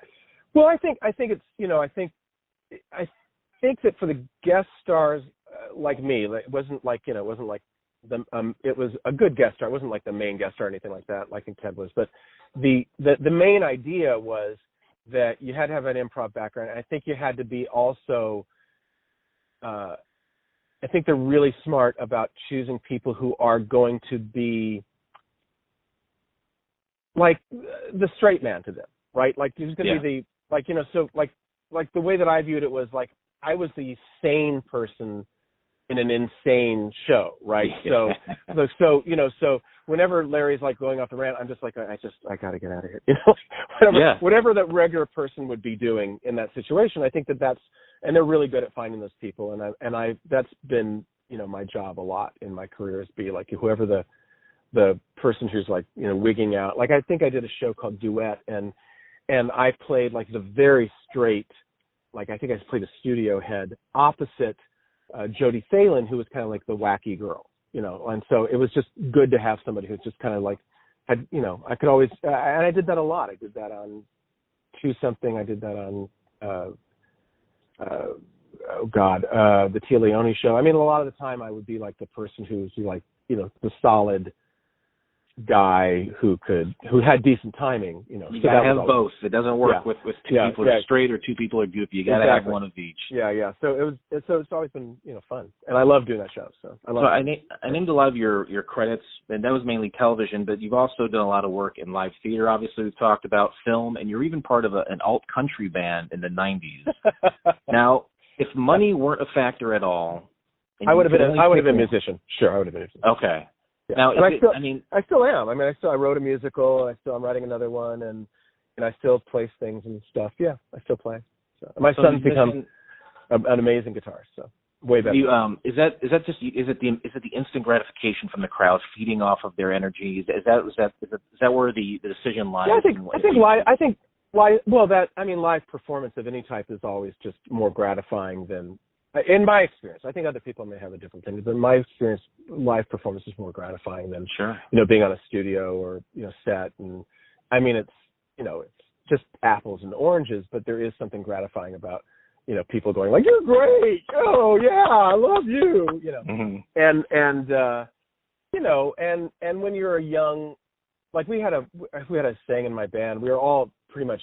I met everybody from acting except for.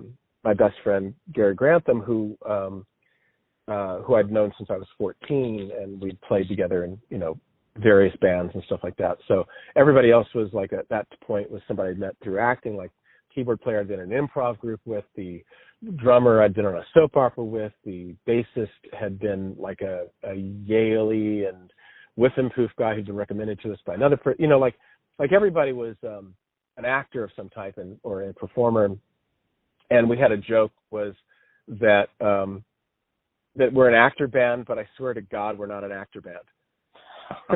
You know, like we never wanted to play that card. So we would, you know, we just played like whatever any other band would do. And I just loved being a musician and playing and writing songs and performing them and getting something over with the audience and, you know, having a good time. And, you know, it was always really, really enjoyable and really, really, it felt like and continues to feel like the best expression of myself, I guess.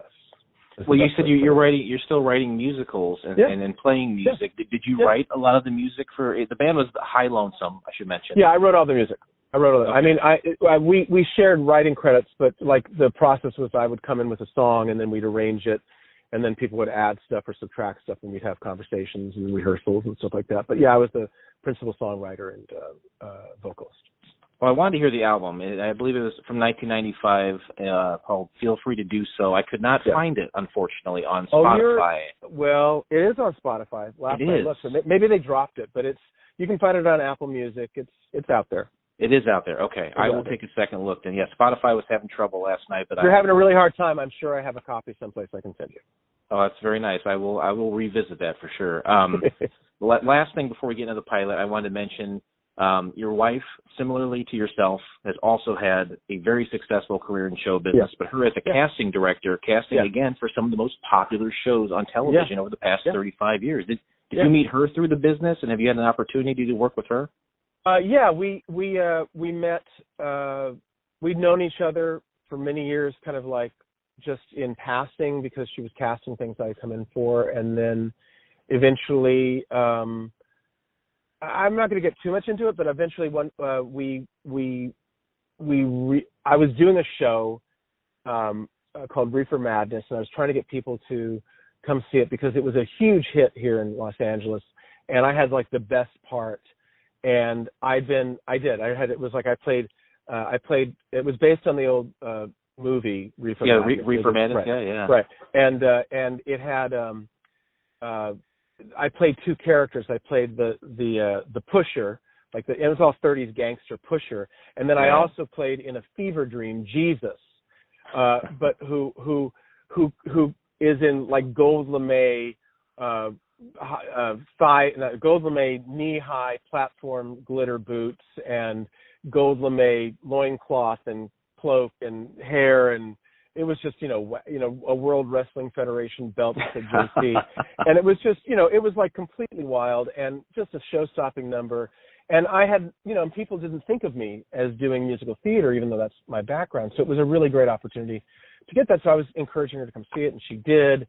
And then we ended up having dinner, and it just, that turned into that, And it was really weird, too, because I was always, when we were first going out, I was like, man, if I screw this up, I'm never getting another job, and, but it worked great. And then, and yes, I've worked on shows that she's cast. I've also, she's so ethical and moral that it's actually harder for me to get a job on a show that she's doing than not. Nepotism is not something that she terribly is interested in. So, so often, I would read for something and she would recuse herself from the final decision with the producers, which is a drag because usually casting directors and they're pushing for the person they want the most to get the job. Right. Yeah. And, saying, well, I don't, I really think you have to go with Bob. I don't, and you lose that advocate in the room. So I've gotten far less jobs on shows that she's done than I have on other shows.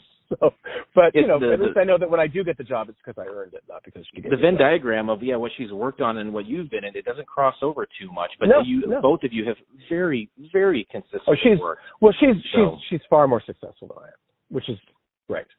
You had mentioned a secretary earlier who had moved up in a big way, and I think Les Moonves, who was doing a first-time production guy, and he went on to run CBS. People always say how small of a town Hollywood really is, and then how just be nice, be good to everyone, because you never know who's going to be your boss someday. Yeah, what's the old adage, be nice to the people on the way down, because way up, because they're the same people that are going to hit you on the way down. Yeah, that's a great thing. Very true. I'm sorry, go ahead. No, go ahead. I was going to say that obviously, like we had mentioned before briefly, that Les would go on to run CBS, and then that's where today's pilot, Julie Brown, the show was. Yeah. And obviously it didn't take off, but it wasn't necessarily the first. Well, it wasn't the first time you worked with Julie either. You appeared numerous times over the 3 seasons of Julie's MTV show. Yeah. I think Just Say Julie, I think is what it was called. Absolutely, yeah. Yeah, she. It was. I don't remember how I got the job. I'll be quite honest. I don't remember. It was MTV trying to. I mean, they were like the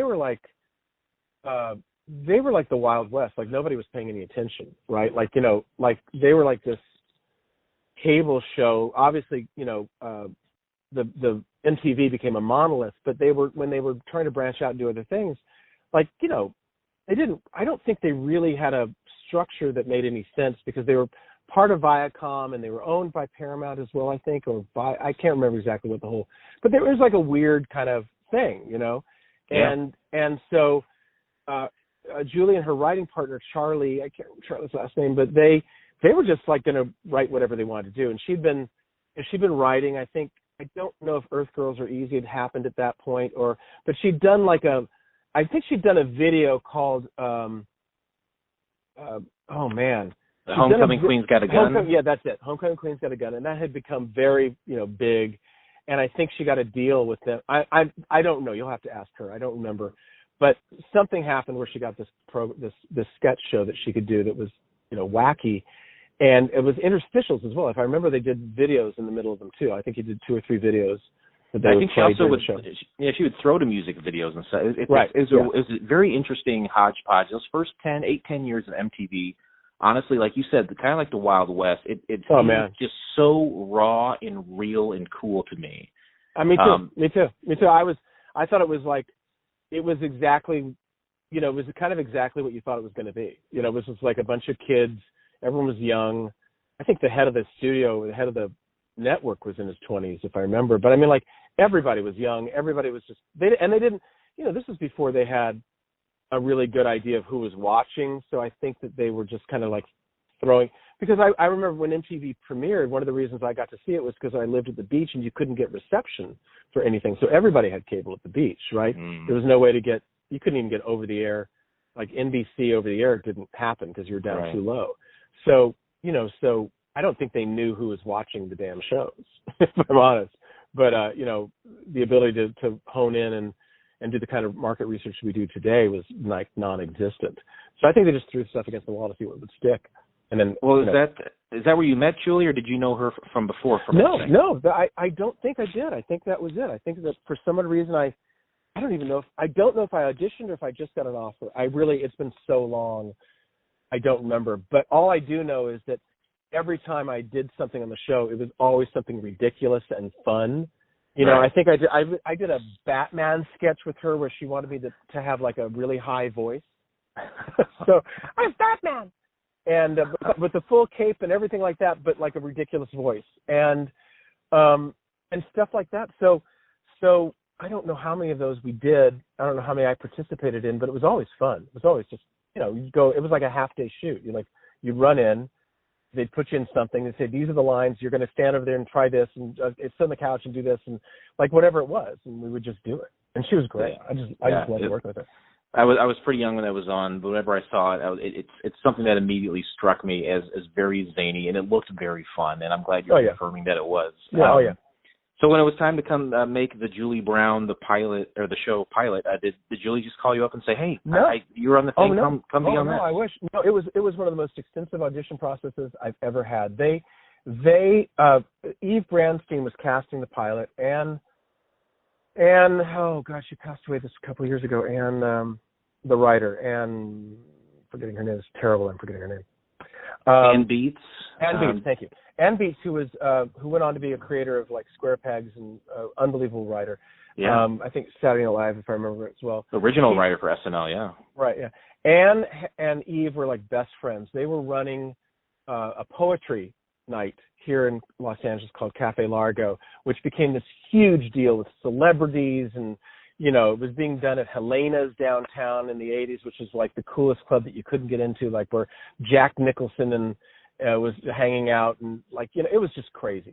Wow. So they were running this thing, and Eve had been head of casting for Norman Lear's company for many years, and I had done a couple, 3 Norman Lear shows, as you mentioned, Facts of Life and like that.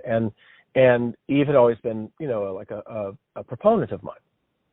So I came into audition, and I don't even know if Julie was there for the audition, the first audition, but Anne was there, and and I did the audition, and the character was like this, just like completely, what's the word I want to use? Like sidekick. He was like the Ed McMahon, right? But like a young Ed McMahon, and just clueless and just dense, and was relying on his smile and his hair. Not that I wasn't also relying on my smile and my hair at that age. So I auditioned for it, and I had a great time, and they called me back, and I did the audition for that, and then they called me back again, and they'd rewritten the script, and I think there was even a 4th call back again, same people. Wow. I don't remember if Julie. I think Julie was there for this stuff. I don't remember. It's a long time ago. But finally, now I'm going to go to network, and I think I've auditioned at this point. I've auditioned like 5 times, and I go to network, and I bomb. Like, I mean, I bomb. I don't get a laugh. Not that usually the network is ever very. They're kind of like, they don't want to laugh. They want to make you work for it. It's always been that kind of thing. But I mean, like, it was terrible. And my agent calls and confirms I bombed. That's bad when the agent says it, yeah. Yeah, the agent calls and goes, yeah, it didn't go well. I was like, yeah. They like don't know. They were like, we don't know what happened. I'll tell you what happened is it was my 6th time with the material. Yeah. And you're going to blow it at some point. At some point, it's just not going to work. You've done it so many times. And I didn't feel too bad about it, but I was sad because I really liked working with Julie. Well, my agent, God bless him, like sent some demo reel tape and some other stuff, and Eve and Julie and Anne were like, he's the guy. You just trust us. He's the guy. And they did. CBS at the time, I don't think Les was at CBS at that point, but they were like, okay, all right, if you really want him that bad. And so I got the gig, and ask me more questions. That's the first part of it. I know you have more questions to ask. Yeah, no problem. So that kind of confirms it with all those different auditions. I was suspected that you would, of course, been a regular, but they're not going to run someone through that kind of ringer and not make them a regular if the show goes forward. Well, yeah, I would have been a regular. Yeah, I would have been. Yeah. So and not only a regular, but in some ways, it seemed like there was a contentious relationship between those characters. I assume you probably would have been a foil to Julie throughout the series. Absolutely. And to Alan Arkin, who was playing the Adam Arkin, who was playing the Adam? Yeah, Adam. Yeah. Who was Adam. playing the stage manager. Mm-hmm. I was. It was supposed to be like I was always. The way that they told me was that I was always vying to get Julie's seat. Right. I was always trying to become a host. Like that was my goal. And and I was never going to be able to. But it was really, it was really fun. They had a live band that was like supposed to be the show band, but was also a live band. And these guys were Tony. I forget Tony's last name, but he ended up being a member of David Bowie's band. The bass player. He and his brother, I think, was the drummer. They had the guitarist has now gone on to be like Paul McCartney's guitarist for the last 20 years or something like that. These guys were just unreal. And I was just like, and because I was a musician, I was like bringing my guitar to set and like kind of playing and hoping they'd invite me. They never did. Sure. But they were like, it was really, that was my favorite part of the whole thing. They were like just, amazing. And Julie and I obviously got along great. And Eve were, they wrote me like, on my demo reel for years, they had written this really ridiculous, it was like they gave the character his own little like a little 3-minute thing that would be on every episode where like deep thoughts or something like that. It was like Larry's locker room or something. Was that? Yeah, it wasn't. I don't think I was Larry, but yes, it was like that. You're right. Oh though. no. Yeah. Was I Larry? I could have been Larry. No, I think you're right. I think you were Grant or Brant. Oh, I don't remember. It was one of those, but it was like your locker room or some kind of and that was the set. That was the set, and I kind of put my foot up on the thing, and I'm going to talk to the guys. I don't remember the monologue was, but the monologue was great, and I used it on my demo reel for years because it was just funny and odd and just completely weird and funny and great and completely clueless. It was a great character. Well, during the pilot, you got to work directly with a chimpanzee who was credited as Bubbles. And for people who don't know, Bubbles was a real chimpanzee that was owned by Michael Jackson. And in the credits, he is credited as Bubbles. Was this the actual Bubbles? Oh, yeah. It was. Oh, yeah. Michael never showed up. But yeah. So Michael seemed like such an aloof, like you couldn't find him. He was always, I felt like, hidden away somewhere. But apparently, you could rent Bubbles out. Evidently, I was told. Look, I'll be honest. I was told it was Bubbles. Yeah. I was told it was Michael Jackson's, but people could have been spoofing me, and I don't know. The trainer could have been like going, yeah, he's Bubbles. Yeah, no, he's totally Bubbles. Yeah, totally. Michael couldn't be here today, but he's Bubbles. I don't know. But you could line up 10 chimps, and I would have no idea. Yeah, I would have no idea. Yeah. And how was it? How was it working with the chimp? I'd be terrified. They're so strong. I'd done a Twilight Zone with like a ton of animals before that. I'd done a lot of stuff like that. I was never worried about any of that stuff. They had they had people. I'd never worked with something that I thought was going to hurt me. And I didn't think that, I never worked with a cheetah or something like that. But I've ridden horses, and I've, worked with dogs, and I've worked with, I never felt like at any point dangerous with anything that I've done. And I didn't feel that way with the chimpanzee at all. Well, I hope that it was the real Bubbles, and I believe that it's the real Bubbles. And I hope you go to your grave someday believing that was absolutely Michael Jackson's chimp that you're I'm going to go with that. It was one of those things where it was early in my career, and it was, or maybe not early, but early enough. And it was, great people to work with, and feeling like, you were like on the right path. I mean, Anne was unbelievable, and she and I remained friends for years. We ended up living around the corner from each other, and she introduced me to Taylor Negron, who became a good friend. And it was like, there's a whole group of people there, and, going to the poetry slams and stuff like that with them. And then, Adam and I have crossed paths a dozen times over the years. I've worked for him as an actor a number of times now, and worked on shows where he's on the show and we're not in the same episodes, or, and he became somebody I just think is amazing. And Marcia, who passed away, Strassman, I think it's Strassman. Marcia Strassman, yeah. Yeah, she was, I had a horrible crush on her. She was a little bit older and just so cool, and I was just like, hey, as far as the show is concerned, it seemed like you two were kind of on the same team anyway, so you probably would have had a lot of scenes with her if it kept going. That was the idea. And I think they had written in that they were going to have like a secret love affair between the two of us, and I was just like, that's great. But yeah. Well, you seem to remember a lot about making it. Did you ever see the final product? Yeah. So what did you think of it? I thought I was the rumor had been that we were going to get on. Like, they were really, Eve and Anne and Julie were, what I was hearing, and then from my agents too, is that like we were absolutely in the mix and absolutely in the running to be on, because they needed something that was, younger skewing. CBS is an older skewing network, and they wanted to, like hip it up and blah, blah, blah. And we really felt like we were going to get on, and then, we did. Ann Beach I thought the show was funny. Ann Beach seems really cool, and then to have the Julie Brown coming off of the young audience from MTV. It sounds like a perfect mix.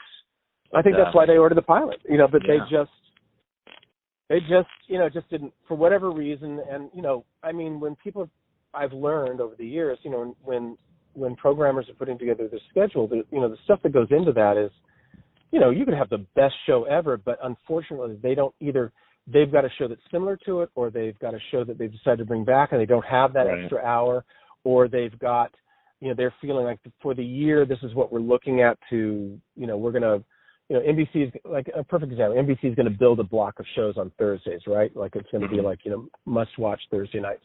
And you've got a half hour, and that half hour doesn't fit into this urban / witty show. It's more of a, a Tim Allen show, right? It's more of a that kind of show. Well, it's not going to fit into that thing. And that's the night they're doing their block of comedies, and they just don't have room for you because they've only got 2 shows that they're going to do on Tuesday because they're going to do, some hour-long shows at the end of the evening. And, it's just, so it's not necessarily about the quality of the show. I've done pilots that I thought were, well, I'm not going to badmouth anybody, but let's just say that I didn't think they were, amazing shows. I thought it was like, this is okay. But it fit with whatever that studio or network was doing, I mean, obviously nowadays it's easier if, your show doesn't go where it was originally put.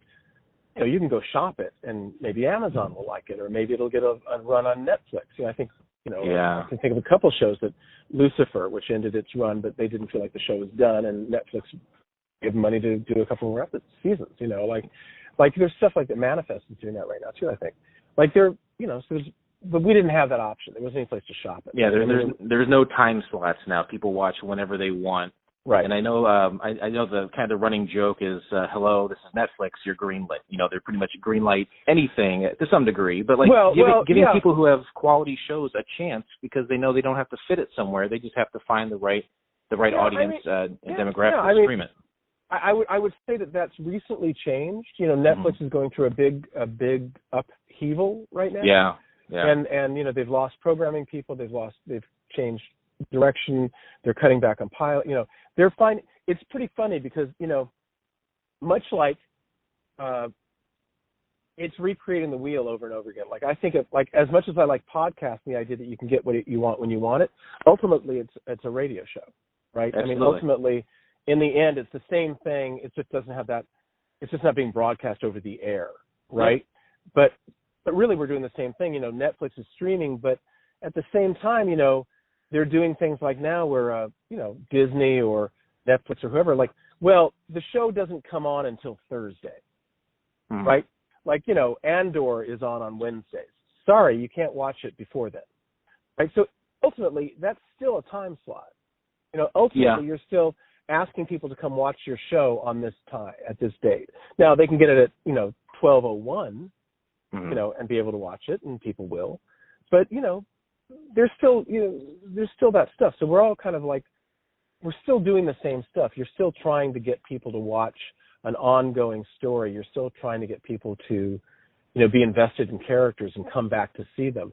Whether they come back every Monday on, I think it was Monday or Tuesday for, Only Murders in the Building. You're still coming back to see those characters that you've fallen in love with. You're still, same thing. I think Ted Lasso, I'm going to say, didn't they do the whole thing all at the same time? I don't remember. I didn't see that one. I did actually just finish Only Murders, though, and who's better than Martin Short? I mean, come on. Nobody. He's the greatest. Good Lord. Right. This is great. And go watch Ted Lasso. I mean, if you want to. I hear great things. I need to watch it, absolutely. Yeah. So in the end, though, you never did hear why the pilot wasn't picked up? No. And it's just a mystery, as they say in Shakespeare in Love. It's a mystery. I don't, you just never know why ultimately they choose something or don't choose something, I mean, I can tell you, I'll end this hour that we've been together on a funny story about how you don't get a job and why the reasons you don't get a job are, which I think apply to pilots as well. So I do a show, and I'm doing a recurring character on a show, and the writer who's doing the episodes that I'm on comes up to me one day and he goes, I really like what you're doing. I said, thanks. He goes, I'm writing a pilot, and I really think you'd be right for it. I said, oh, wow, that's really so complimentary. Thank you so much. He goes, yeah, we should stay in touch, and gives me his number, and so we stay in touch. And, eventually he's writing the pilot, and one day I'm on the lot, and he goes, you should come by. And so I come by, and we talk, and he says, you play golf? I said, yeah. And he goes, what would you say about this? I said, well, then you do this, you do this, you do this. He goes, oh, great. And he's taking notes, and I was like, great. And I don't think anything of it. And another month goes by or so, and he sends me the script. And in the script is the dialogue that I just had about golf with him. And I'm like, wow. He goes, yeah, I think you're great for this. I really want you to do it. I want to write with your voice. I said, oh, my God. I said, no one's ever done that. And he goes, well, I just think you're great, and I think you'd be perfect for this, and this is what it is. And when he describes it, I'm like, I am perfect for that. So, like another month goes by, and at this point I'm working for a company because I kept being a producer slash, production side guy while I was acting all the time because I liked it. And I'm working on this show, and it's a low budget company, and I get a phone call from him. He says, yeah, can you come in and audition for this? And I said, well, sure. You kind of got to see me size. He goes, oh, right, yeah, I'll see these scenes. I said, okay. And when do you want to do this? He goes, well, could you do it tomorrow? I said, I can't really. I'm working on the show. I can do it on Friday. He goes, okay, that's great. so I go to Universal, and I come in and I audition, and it's him and I think his other producer and I don't even think they had a casting director at that point.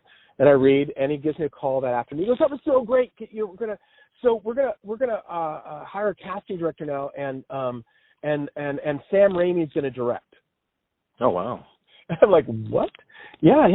Sam's gonna do. So can you come in next week and read for Sam and the cast?" And I'm like, "Okay, I am so excited, and I really want to do this, but we have to call my agent.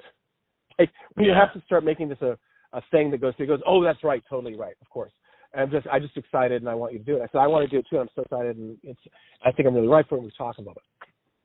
So they call the agent, and so I go in and I read for Sam and the casting director, and I am right for it because it's written for me.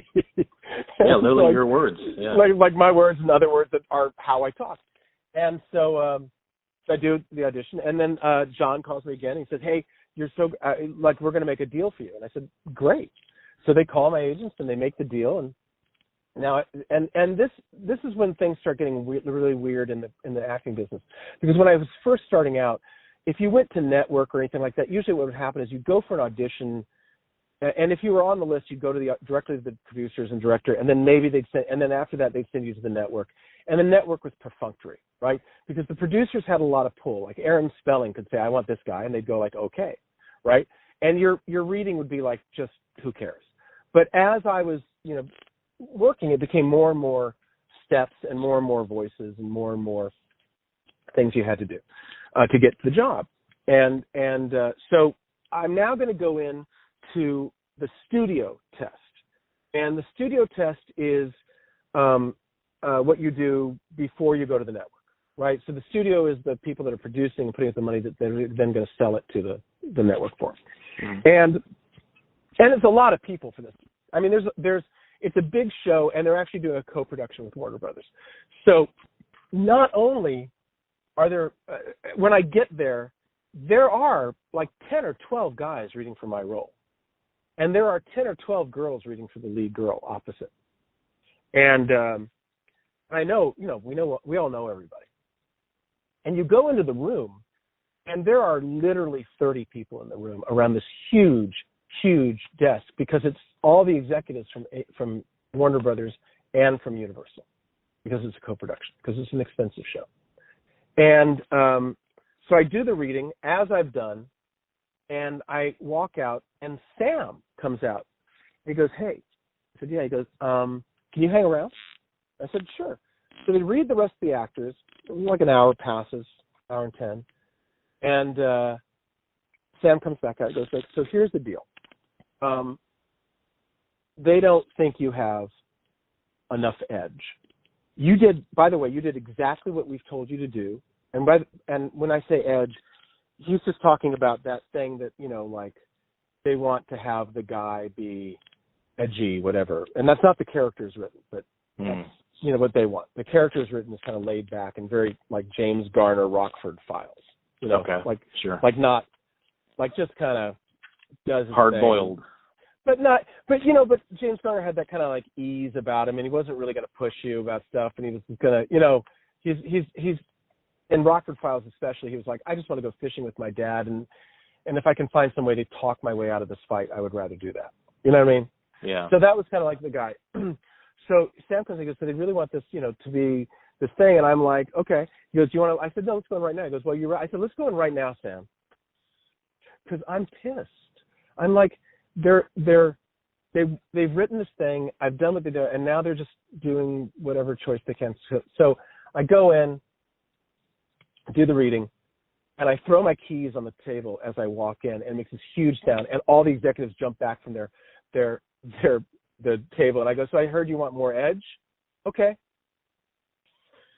And they're like, and so I do the reading, and I leave, and John calls me and goes, that was so great. Now, they don't want you to be a psychopath. So I go to the network, I think the next day or the day after, I go to the network, and for the first time, I don't hear from John, the writer. And the whole afternoon goes by, and the whole evening goes by, and the next day goes by, and about halfway through the next day. And I'm like, at this point, I'm going like, they're trying to get me the job. I can tell. I'm in my mind, they're not calling me. Something's gone wrong, whatever. So I get a phone call. He says, do you want to hear what happened? And I said, well, that means I didn't get a job. You didn't get a job. I said, okay. You want to hear what happened? I said, yeah, sure. So they go, and I do the reading and everything, and they sit around a table. And the first person, there's like 7 or 8 people on the table. The first person says, and they get rid of the first guy that auditioned. He was just there as chump change in order to make me look good, because they want me to get the job. So I do goes around the table. First guy goes, I thought he was great. He's exactly right. Second person says that, really great. Third person, he did a pilot for us last year. He was wonderful in that pilot. Next person goes like, yeah, I've heard really good things about him. I've talked to his agents. Fourth person or fifth person says something nice. Last person is the head of the network. He goes, I don't know. I'm not sure. I'm not sold. First guy who said he's great goes, yeah, I'm not sold either. Next person goes, well, I do like him, but there are those things. Third person goes, he did that pilot for us last year, but it didn't go. The next person says, we have to think about this. He's not with CAA or ICM, so I'm not sure that he's like really the best quality person. By the time it goes around 2 times around the table, I don't have the job. Wow. So I think that's what happens with pilots as well. They start the table conversation, and if whoever has the most power in that room, that's the person they're going to go take care of. So I didn't get the job. They passed somebody else. I ended up guest starring on it. Well, that's a good analogy for what may have happened with your pilot as well. Thank you for talking to me about that. And before we let you, I want to ask you, I found you at Larry Poindexter on Twitter. Besides that, is there any other place that people can keep up with what you're doing? Oh, my God. On? Yeah, there's LarryPoindexter.net. There's, which I think is on my Twitter account. I think it is, yeah. I'm going to guess on that because I don't pay enough attention to any of this. I'm sorry. There's LarryPoindexter.net. There's the devil you. Let's see. I think it's the devil you know .rocks, which is which talks about the musical that I wrote and what we're doing with that.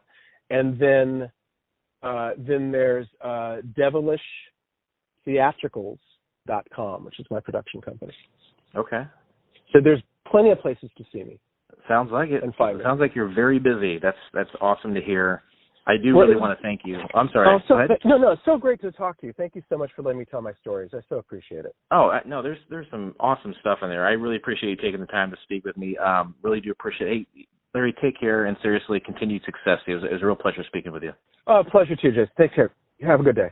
Take care. And enjoy. I think you're in Peoria, if I remember. Is that correct? You're right. We are in the Peoria area, home of Richard Pryor. There you go. There you go. You have a great day. You too, Larry. Thanks. Bye-bye. What a great American interview. All right, let's go ahead and break down the pilot beat for beat, minute for minute, second by second, the entire plot of Julie Brown, the show. All right. You ready? Yeah, we didn't have to stop for that part. I think we did because you have to have a buffer of time on either side of each one to right or not. We really got to get our shit together. Maybe it'll happen. Tell me what you want me to do. We have very poor communication. Yeah. Well, you're. I mean, I got this whiteboard right here, and I use it all the time. If that's our only mode of communication, we are fucked. This is all gonna. You know what? This is all gonna stay in somehow. To be honest with you, I think a whiteboard would help me and my wife stay married. To be honest with you, okay. Because by the time you angrily write something and then you give it to them, and they read it and then they angrily wipe it off, it's like saying when you're angry, don't go to bed angry, but maybe one of you go for a walk for a little bit and you come back. Why does one person have cooler to do it? heads prevail? Just go to walk separate ways. Mm-hmm. Why is it always one person? Why is it always one person that has to do something different? Yeah. I don't have the answer. I hate that. You don't have to worry about it.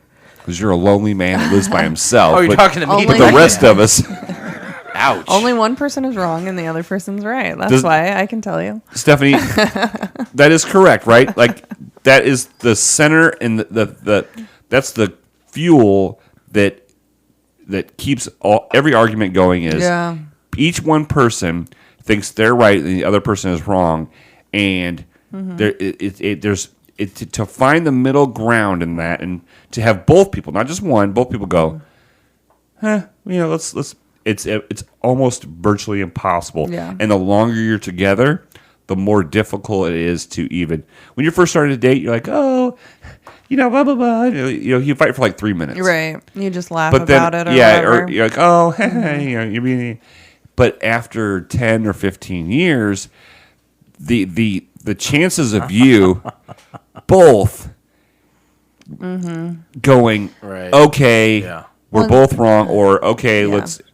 And your and triggers are so much yes, closer to because you've learned all you've learned all those triggers. You're You gonna know get it mad makes a the other lot person faster. yes. Yeah. Yes. It's like You got a new podcast. what's Steph. that? What's that where you stick needles in a guy? What is that? Oh, on what is puncture that something. called? Acupuncture? Is it No. acupuncture? Are you talking about yeah. in the I thought you penis? meant like a doll. No, not voodoo. Okay. Like acupuncture. Yeah. If you're an Asian guy, doesn't matter where you're from, and you have a needle, you know exactly where to poke it on a person. That's what you're talking about. You know exactly the buttons to press on someone to get them riled up if you're pissed off. But- I've been in relationships. You don't have to fucking direct it all to Steph. I know about ladies and community. I know a little bit about it, I guess. Instead of I always equate it to a scoreboard. Okay, Yeah. as the longer you're with someone, the bigger the scoreboard. There's only one scoreboard. There's two operators, but the longer you're together, the bigger the Discrepancy? scoreboard gets, and it's. I don't understand that. Do you understand what he's saying? Because Somewhat. people are wanting to win. Oh, I'm winning based on the scoreboard. The size of the scoreboard or the actual score? No, I'm just saying the intensity of the arguments and wanting to be the winner on the scoreboard grows, so the scoreboard grows. Correct me if I'm wrong, because obviously you two are experts in relationships, and I'm a lonely old sad man. Hey, by the way, That's, I just wanted to tell you the other day. I was going to say this the other day. You're doing great. You're doing great with single life. I don't know. I'm proud of you. I'm I don't proud know of you. what the fuck that. It's all right. just- it's Thanks. It's like I sober guess. life, but Thank you. single life. Exactly. I'm keeping it going. Hey, if I was sober today, would you say, "Hey, good job, you're doing great"? Yeah. Okay. Well, you didn't have to, but I'm. When it comes to argument with your partner, I think a huge component of it is being able to say, let me take a step back and think about it from their point of view. Mm-hmm. I know that's like something you learn in like 4th grade or something, but I really think it is a valuable tool. Because a lot of times, if you're not a maniac, you can fucking empathize with the other person to some degree and hopefully quicker come to a resolution. Sure. Maybe I'm way off. But I completely agree, and I think my analogy is kind of the same thing. But the longer you're together, the less you want to try to see the other person. The less, like you said, the triggers or the pokes that keeps you from looking at the other person, what they clearly saying. Is it harder as time goes on, Steph? Oh yes, Or is it easier? It's easy. It's harder. From my opinion. Sorry. I don't know. Yeah. Okay. Do you guys get along There's- better than you used to? Well, just with everything, there's ebbs and flows. Like sometimes we're Do you pick your fights though? Like nowadays, you guys have been together long enough. You you pick which battle you want to fight. yeah. Yeah. See, I mean- that's a problem with my wife. She does not pick them. She wants to. Win every little battle. She wants to have She WrestleMania. doesn't look. She doesn't look at the war. She's the Right. She's Goldberg. She wants to be Undefeated 75 and streak, 0. Yeah. But your relationship is super different than what it used to be because you guys have added kids to the mix, and that does Yeah. change the relationship a lot. It changes it a ton. Great, Yeah. great kids, by the way. Oh, yeah. Love those kids. They're adorable. Way better than that dog Gus. Oh my god. Is he playing Sonic the Hedgehog still? Your boy Ian. Not much. No, he's terrorizing the coast of Florida. Yeah. God, I gotta get that kid in line. All right, let's talk about the plot of the show Oh shit! here. Forget we. Yeah, we got to get talking back about to a that. show. Stuff to do. Obviously, Steph, chime in whenever you want. Sure. I will go ahead and start off real quick by saying this is one of the most fully realized openings of a pilot we've ever seen before. Usually we get like 30 seconds of like canned music and like 3-second shots of stuff happening from the pilot that we're about to see. But this is like a fully, like, I'm on the street, I'm walking around the streets of probably New York or L.A. I think maybe it was L.A. It was L.A. because there's like the Walk of Fame and stuff. Flock of Fame. And Julie's singing about the art of being fabulous and walking around doing dancing. And I'm wondering if maybe she wrote this song. I would say she probably did. Yeah, and she's running into all the characters or just different people while this is going on. She's singing a song and looking in the camera, and it's like it's a whole to do. Right, and then at the end of the song, there is a shot of the CBS studios. Yeah. So that's showing you that's where she's going to. Yep, it's inside. We're in the backstage area. And there's like a lot of onlookers and fans, as well as like paparazzi. And Julie's walking and talking with her Italian boyfriend Aldo, and she's taking pictures from paparazzi and posing for him and signing autographs and saying hi to people. But during this, they break up. Sure, and I don't think Aldo was seeing it from her side, if you ask me. No, he wasn't. But did you like watching this? You're like, this was obviously like not like super well shot. Like it was in a big area because like it was echoey, and Aldo was like screaming, like he was talking so loud as opposed to her. It just seemed very echoey. Like it was probably recorded in the hallway of CBS studios. Further backstage, Michelle tells Julie not to ask men for commitment. I think she's like a production assistant or something. Yeah, she's kind of her assistant. nerdy, Yeah, her nervous. assistant for sure. And she's basically saying, "Don't tell." It reminds me of the girl that on the pilot that we watched, where the two guys went to the nursing school. It was that girl. that really horny girl that lived in the dorm there. Yeah, yes. I think it was the same girl. Well, she gave up trying to be a nurse and was an assistant to Julia Brown. Sorry, This girl was way less horny, I think. Did you think Michelle was horny? I didn't think. I don't think so. Then we meet Jeff, and I throughout the whole thing, I don't know what Jeff's role is. Is he the director? Yeah, he's the director. Yeah, for sure. Maybe he's like the assistant because he did say he had to direct at a certain point. Okay. So maybe he's like the backup or something. Yeah, and he's definitely you see very quickly that he is got a little thing for her. It grows. And Every scene that he's in, it grows. But here, there's a little. The door creaks open a little bit to that. Then we meet Grant, the show's announcer, and then Candace, who I believe Candace is like a producer. She's the executive. She's an executive. Yeah. Yeah.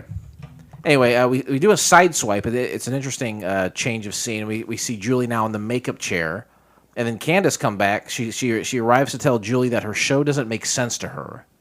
Right, she's already given notes. Yeah, she's like, I don't know why you should focus on this and that. She's like, well, it's called the Julie Show. It's me. People want to see me. Right.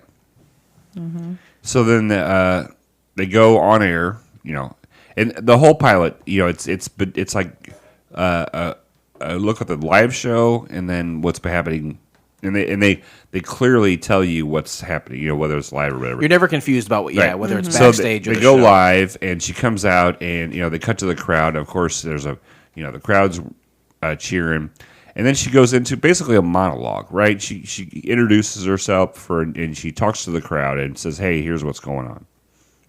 She comes out like this big grand staircase, and she's wearing kind of how would you describe this dress? I kind of described it as like a kitschy, like 50s kind of party dress. Okay. What do you think? Or was it more 80s? Was like, or? Well, it kind of reminded me of 80s. It was like a tight, like bodice almost, and then like a tutu almost. Tutu. Yeah. That's Like what I it was gonna say. came out a lot.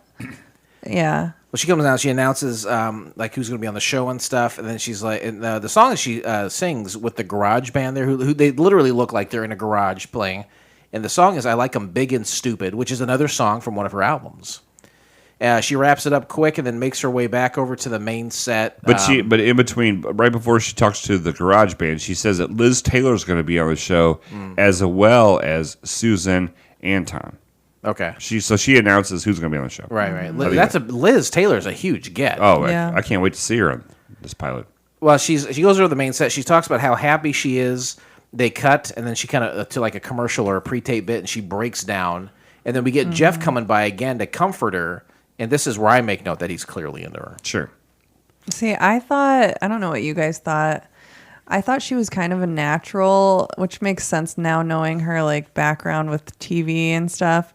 But then when it came to like the crying bit, I was like, oh, that does not seem realistic at all. Yeah, so like she's doing good on the flow Yeah. until it's like, hey, this is quote unquote emotional time. Yeah. Like she's good in one mode. But not necessarily like the actress mode. She's Sure. like, she could be a talk show host. She's a great host. Yeah. Yeah. Right. Johnny Carson's not going to cry on cue. Right. That's actually a good example. Hold on, wait. What do you got? Say that one more time without anything. 1, 2, 3. Yeah, it's actually a good example. Oh, you forgot to say Blake. Blake, No, now do it. Okay, yeah. do the whole thing Yeah, at once. and 1, 2, 3. That's actually a good example, Blake. Does that work for you? Yep, Okay, perfect. you're gonna add that to the board that I touch, and I'll never touch that button. Hey, maybe I'll have my own board. Would be great if we all had boards. Hey, they come back from the pre-tape bit, and Julie and Grant are on the couch talking about how Grant has opened up, learned women have feelings, and how he's able now to cry himself. And the show, within a show, then cuts over to Grant's like locker room segment, and we don't actually see it. It's just kind of basically moving the show along, and then we're going to see something else backstage. Yeah, in this, I wrote Brad, but it's Grant, so I have to fix that. But I think did you get Brad or Grant? I don't know. I got I do Brad. feel like it might be Brad, but maybe that's just how it sounds. Maybe I'm wrong. He's talking about a car phone. I thought it was Grant in IMDb, so I could be Okay, wrong. you're fine. We go backstage, and there's a costume change, and there's a photo of shoes on there. Oh, I didn't notice that. Oh, okay, sorry. She's with her makeup girl. I don't know if we ever get her name, but she's complaining to her about her Italian boyfriend, Aldo. And who doesn't? I mean, Who doesn't complain about their Italian boyfriends? Exactly. Yeah. The makeup lady is Hispanic, and she gives some. She gives Julie some like voodoo juju advice as far as snagging a husband. Do you remember what she says? No, I don't remember. I just remember her like doing her lipstick. I think she gave her like a little round picture of a saint, and she's like, put this in your shoe. Yeah. I think it's kind of like the book The Secret, where you're trying to like manifest things to happen, where it's if you're constantly stepping on this thing, you'll always remember to think about it, Sure. and it'll be on top of mind to make it happen. I don't know. Yeah, I mean, it's like that's a Catholic thing though. Like certain saints will help with certain things. You know what I mean? I know your Yeah. husband is Catholic. Yeah. Did you grow up Catholic as well? No, I didn't. Do you subscribe to that? Do you guys go to a lot of Catholic services together? No, pre-pandemic we did, but really afterwards, no, we don't. So okay, so no, did you so you don't attend any church now? But before though, was it Catholicism for you? I or some grew other? up like Baptist. That's good. Yeah. That's a good one. Sure. I grew up Free Methodist. Okay. We're very poor. We couldn't afford a regular Methodist. Sure. Free. Or First United or anything. right. Yeah. It's all the same. Let's see. Candace comes back into the dressing room to antagonize Julie a little, and then Michelle comes in. I guess that's her nerdy assistant, and says, "Hey, your lead guest Elizabeth Taylor has canceled." yeah, she explains that, she broke her tooth, she was choking on it, and then she hurt her back. It was really a long, drawn-out reason why she wasn't going to be on. But she was again very nervous and like scared to tell people that, and I kind of get that. You know, Yeah. it's a big guest to cancel. So the executive comes in and says, we got to run the Michael Jackson interview. And she's like, and for some reason, she's like, no, I don't want to run that. We did that today. And I didn't quite understand. I was like, why fuck Liz Taylor? Just do the Michael Jackson I think she interview. mentioned at this point it kind of didn't happen. Yeah. But they have a pre-tape thing, and we kind of see that comes to fruition. But she's like, for a second, she's like, hey, I'll do Homecoming Queen's Got a Gun. And again, that's the song we played at the beginning. We mentioned during Interesting Facts. And one that's she actually released on an album, probably her most popular. But then she realizes that it's probably too weird for CBS, which I think is the most real line spoken throughout the entire thing. Because she was, like, if you watched her show on MTV, she was kind of this weird energy broad. And, like, whatever she did, like, if you went full Julie, it would be too weird for network TV. Right, for sure. And so her resolution is, well, you know what? They'll help the show. More eyeshadow. Yeah. Right. Yep. On set, before they call action to continue the show, Jeff tries failed analogies to further comfort Julie. We get the garage band back from the break. Julie and Grant are back on the couch, and they talk about Liz canceling. and Michael Jackson taking her place, and then they cut to the pre-taped bit that they were kind of hinting Right, at and so before. she's basically like in a TV like van, Yeah. and she gets out and she's got the Michael Jackson like jacket on, and there's a like limousine, the military garb that he wore in the late 80s. Yeah. Yeah. Right. and the limousine is coming out of his where he lives. You don't see Michael Jackson, obviously. You just see the chauffeur, and she's trying to get an interview with Michael Jackson. Doesn't happen. The limo driver comes out and like physically moves Julie to get out of the way because she's like all over the She's hood. like jumping on the car. Right. Yeah. And then the limo pulls away, and then you see her talking to like the camera guy or whatever, and they look and they see Bubbles climbing over the fence and getting into the van. For people who don't know who Bubbles is, apparently Michael Jackson had become Michael Jackson's son. He became so rich that he's like, wouldn't it be nice to have a little guy around? Wouldn't it be nice to have a monkey? I'm so goddamn rich, I can't handle it. I would love to be so rich that I was like, I'm gonna put a theme park, and it's gonna be like, it's not gonna be down the road. It's gonna be behind my I'm house. back there. Right. It would be a roller coaster behind my house. I'll wake up, I'll have some eggs, and then I'll go on a roller coaster. But you know what? After I get that built, I'll probably still have a lot of money. Yeah, So I'll just go ahead and buy the Elephant Man's bone and some sarcophagi. for no reason. Like there's no use to have it, right? Right. Would you like sarcophagi? My mom would. My mom. Your mom does love Egyptian Yeah, stuff. she is into. Yeah, she is into. She would enjoy that. Sarcophagi. And you know is what? plural If for she could get sarcophagus, one, right? she would put it in the middle of the living room and just live around it. Sure. She'll put some legs on it and piece of glass Display. over the Yep, top as she'd a be coffee like, table. she'd be like, you Yeah. know what? This is fine. This is exactly where it need to be. There's a mummified human corpse inside I my said coffee table. mummified. It's so funny where your mind goes. I never be able to trace it. So they do that, and He bought a monkey.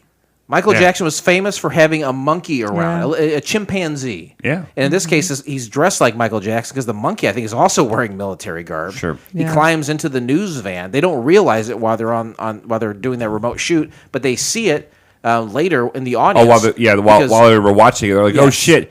And so Julie's like, we have Bubbles the monkey. Go get him, Grant. Hey, Grant, Brad, go get him. That's right. Right.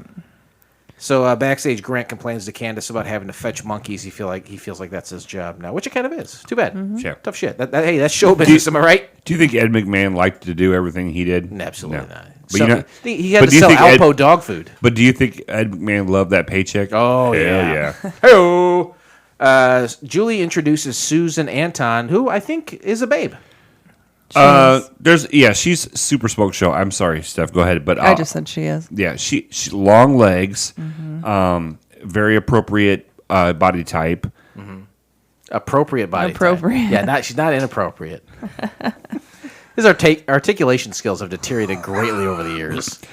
She comes on because she's wanting to promote her exercise videos, Yeah. which was a real thing. I did research. Oh, for sure. This is a real thing. Oh, you mean like her specifically having them? Oh no, yeah. Oh, yeah, okay. I no, thought you just meant in general, like tapes worth. No, yeah. And so they find out like while they're interviewing each other that they dated the same guy. I will say quickly too that Susan was, I think they said 1969 Miss California. Yeah. Oh yeah. So just a testament to like what her Yeah. beauty is. She is tall, Yeah. for sure.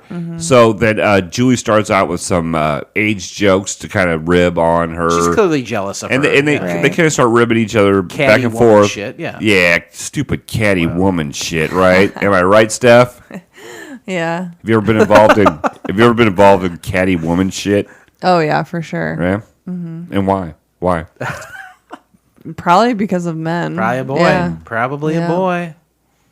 Steph, you Somebody you said strike something me about as- Tyler Hawkins, and she was like, no, Call him Tyler. Taylor. Okay. Just his accent. Steph, yeah, he does have a peaking accent. Who does? You does.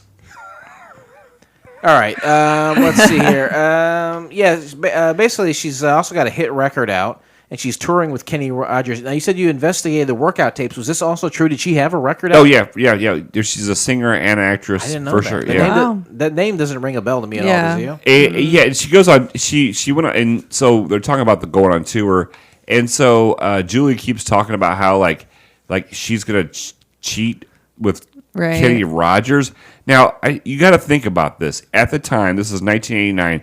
This is pre like roasted chicken. This is pre plastic surgery. For in the late 80s, for a lot of women that were middle aged, Kenny Rogers was a hot guy. Kenny Rogers is what, probably like 58 years old back then? Sure. He's probably looking pretty good still, right? Sure. The Gambler. Yeah, but they start joking around and it all works out and they become friends at the end. They're like, oh yeah, or She says, I went to one of your parties, Susan, with a guy named Warren. Buffett. It was Warren Buffett. For sure. I thought it was going to be Beatty, but it could be Buffett. I No, suppose. it was Warren Beatty. Okay, for sure. And so basically, they said I left without him because he stayed with you. And then they both they kind of bond over like what a douchebag the guy Sure. was. Like they said something about like, did he say this during sex or something? Like they didn't say that it was specific. Yeah, like there's something that he did during sex. It's probably like a golden palace or something. Or like Bobby socks. He's like, put these on, bitch. No. Jesus, call her bitch. Wow. No, Warren Beatty called her a bitch. Grant comes back after this. He's holding the monkey, and he passes it off to Julie, where she takes him, looks into the camera, and holds him hostage basically until Michael Jackson himself comes to claim him. She's like, hey, you need to come on this show and interview so you can have your bubbles back. When it comes to interacting with animals, like to me, even as a kid, I was like, there's nothing cooler than like hanging out with a monkey. Like, what's cooler than hanging out with a little hairy dude? And when you get older, though, you're like, sometimes those hairy guys they will grab your genitals and they will remove them from your body. Sometimes they'll come to your face and they will bite it off. Well, I think terrifying. In the 70s and 80s, even on Johnny Carson, we were talking about Ed McMahon. Like, it was cool to have animals like on TV, like these trainers. But I think we're so woke now. Like, if you did that now, everybody's like, hey, this. In the past 5 or 10 years, I think we've reached a stage where it's not cool to do that to animals anymore. Because you don't see, because now we have CGI, so there are no there's no elephants or lions or tigers. It's all CGI now. Yeah, they had that movie, I think, Roar with Idris Elba that came out. It's about a lion. And I think the lion's all CGI. And I just saw the movie Nope. It's a Jordan Peele movie, and there's a monkey in it, all CGI. Yeah. But I would, as cool as I thought monkeys were when I was a kid, I think I would be pretty scared. I wouldn't be scared of a chimpanzee. Would you be scared of a monkey? Slightly, yeah, for sure. They're so unpredictable, and they're really fast too. Yes, and forget the speed. These things are half your size, maybe a fourth your weight, but they are fucking strong. They have insane strength because all they do is swing around on vines all day. All they're doing is cardio and weightlifting. That's all they do. These monkeys are. What are your hobbies? If you ever find a monkey with alopecia, they'll look fucking ripped. Yeah. A hairless monkey. Would you ever put a monkey in a sarcophagi? Probably is one. So then there's she says the next episode's guests are Debbie Gibson, which we talked about earlier, and Shirley MacLaine. I'm thinking this is the time where Shirley MacLaine had been an actress and been a very famous actress, and this is where she kind of got weird. This is about the time where she got weird, was into astrology or something. I don't know. I don't know that much about her. Yeah, she was into crystals and stuff. So that's interesting. We cut to backstage. We go to Julie's dressing room, and it's a mess because the monkeys kind of farted it up. And I think she said like Stephanie in the bedroom at night by herself. I didn't want to say that. Jeff arrives to further comfort Julie. That seems to be his only function throughout the show. And he asks her to go to dinner. Yeah, and she's like, "Yeah, I'll go." Yeah, she's down about her boyfriend. He kind of bad mouths. That's what a guy does, right? When a lady's down about it, he comes in and that's the best time to do it. Comes in and bad mouths. I've had that shit happen to me. Anyway, watch. I'm gonna go. Our guest is here, so I'm gonna go do that. So, cut to Jeff says, "Hey, I really like you. You deserve a good guy. Ask her to dinner." She says yes, but then. What happens? Aldo's on the phone. And says, "Hey, come over, or whatever, blah blah. Let's meet up or whatever." And I thought for sure that she was going to leave Jeff sitting in the dressing room, right? Which that's what probably not should have happened, but you would think that was going to happen. Yeah. And she says, "What? What did she say?" She's like, no, I'm going with my friend to dinner or whatever. Yeah. And she goes to dinner with Jeff, and that's cut to the credits. Yeah. But all during the credits, there's just a video of Bubbles. Just Bubbles. Just randomly Right. about Bubbles. And then that's it, right? Yeah. All right. So I don't have the soundboard with me. Ding, ding, ding. I probably should have sat over there. Right. So this is the part of the show, Steph, where we say, what didn't work? What do Right. you think didn't work about Julie Brown, the show? So I was trying to think about this because I knew you guys would ask me. Because it's part of the show. It's part of the show. I'm trying to get better at this. For me, I didn't really feel like Julie was super likable, which is interesting based on what you guys have told me about her because I didn't really have any Sure. background on her. Right. And that's kind of an interesting fact, having you on the show and everything. Like, we're older. We had more experience with her. Right. So here's a fresh set of eyes who didn't know about her or were, so Mm-hmm. you weren't watching MTV and be like, yeah, to me, she was, I don't know, I'm going to say standoffish, but it was kind of robotic. Mm-hmm. Would you say kind of? Yeah, and kind of like I mentioned before, I felt like, yeah, she's a good TV host, but the acting, I just didn't feel like it was there. Right. So, yeah, I feel like that's where I didn't like that part of it. If this would have gone on, do you just see that every episode is an episode of her show and whatever happens backstage? Yeah, I guess maybe they could like cut to her at home, like in her apartment or whatever.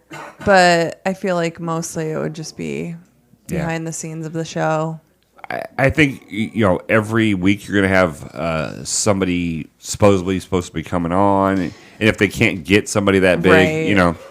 And it'd just be kind of like her.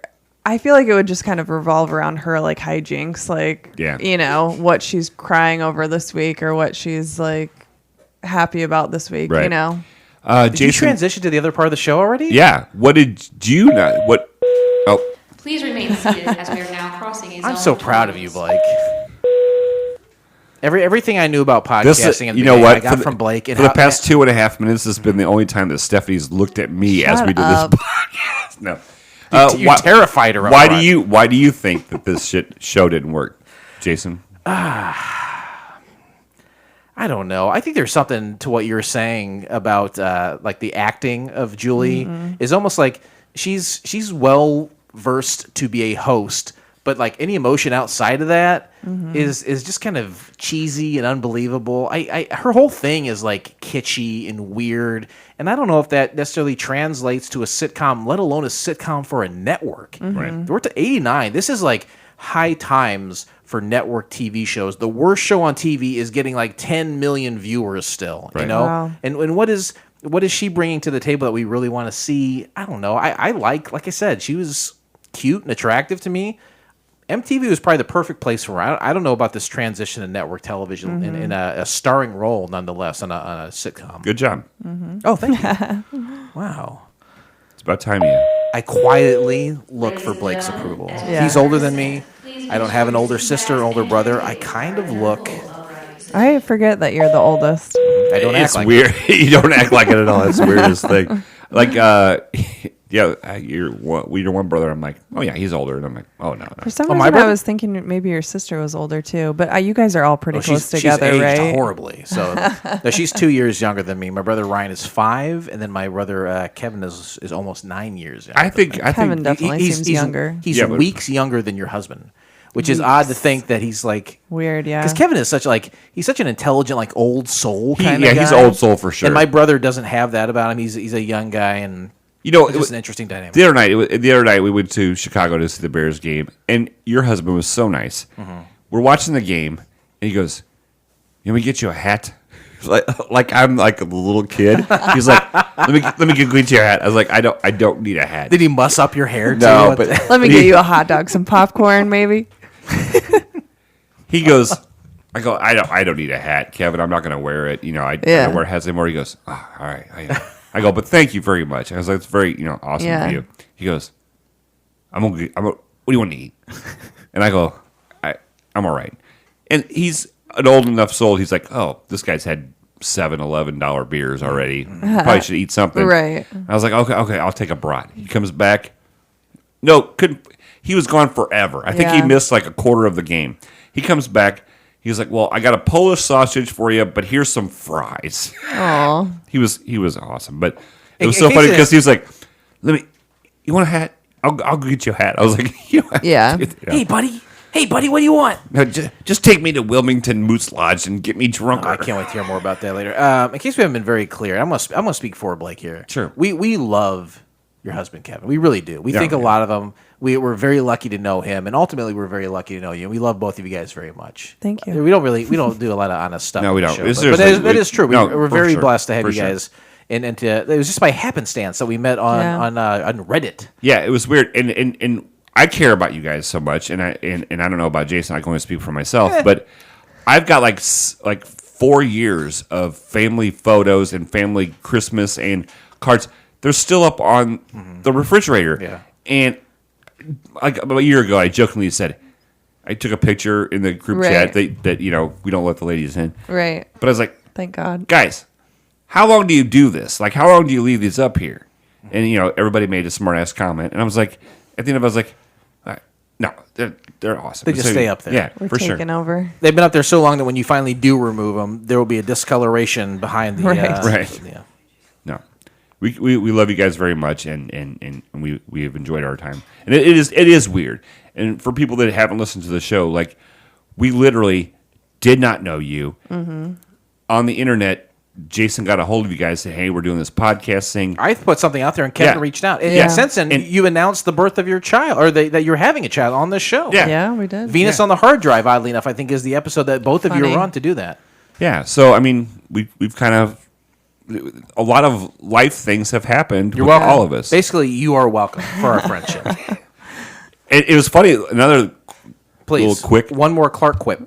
We didn't know this, but the first time that we went over to Steph and Kevin's apartment. Oh, right. Okay. To do the show, you're driving, obviously, because I don't drive. And we get there, and I'm like, wait a minute, I think my brother lives like right upstairs. And I actually forgot all about that. My brother blocked that out. My too. brother lived 2 floors right above them, so it was just weird. Yeah. He's a real son of a bitch. I'd block that shit out. You know what? The other day, he fucking texted me. Guess what? What? Didn't fucking answer. You know what? Sibling rivalry. Good boy's done. Good boy's done. Let bad boy just die. I don't care. I don't know what that means. Let I him- don't want to know what that Nah, means. just don't, let- nope. just- Don't want to know.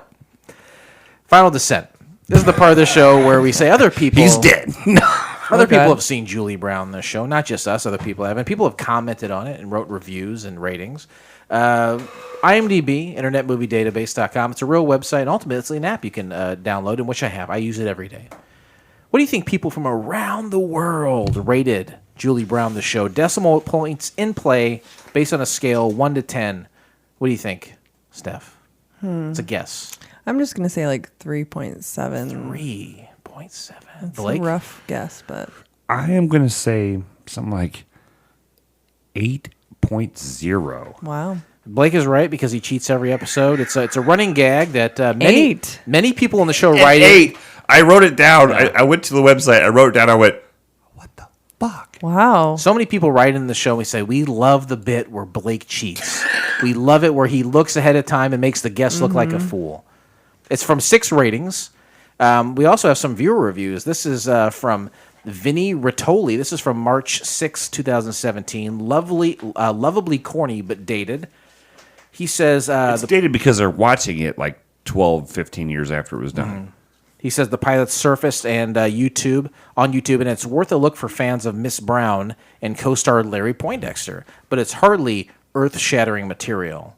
Someone else says, Julie has always and will remain my hero. Alden Davis says, I love Julie Brown. She's beautiful, funny, and cool. Diana Russ says, I'm going to see Earth Girls Are Easy in a couple of weeks. Julie will be there. There's probably some... Diana Ross said that? Diana Russell. Oh, Okay, yeah. Right? Yeah. Wouldn't it be great if she It did say sounded that? like- Wow. On IMDb. She's so stoked. Do you remember to see it. Diana Ross's concert in the park? No. in New York. I remember, it was that HBO special, and it started raining. They had to cancel it. No, I remember Ozzy Osbourne's concert, Oh, though. ooh, don't say that. It scared you scared me. It's so scary. It was so scary. One more here. It says, the pilot is so great. Now I want to watch her other pilot, The Julie Show, that NBC made in 1991. Anyone know where to find that? Hey, David, we're looking at you, buddy. David Bob. You should. Yeah, he should finish his job. Like, that should have been an interesting Local fact. time is 11:11, and the temperature is 69 degrees. For your safety and comfort, please remain seated with your seatbelt fastened until the captains turn off the fasten seatbelt sign.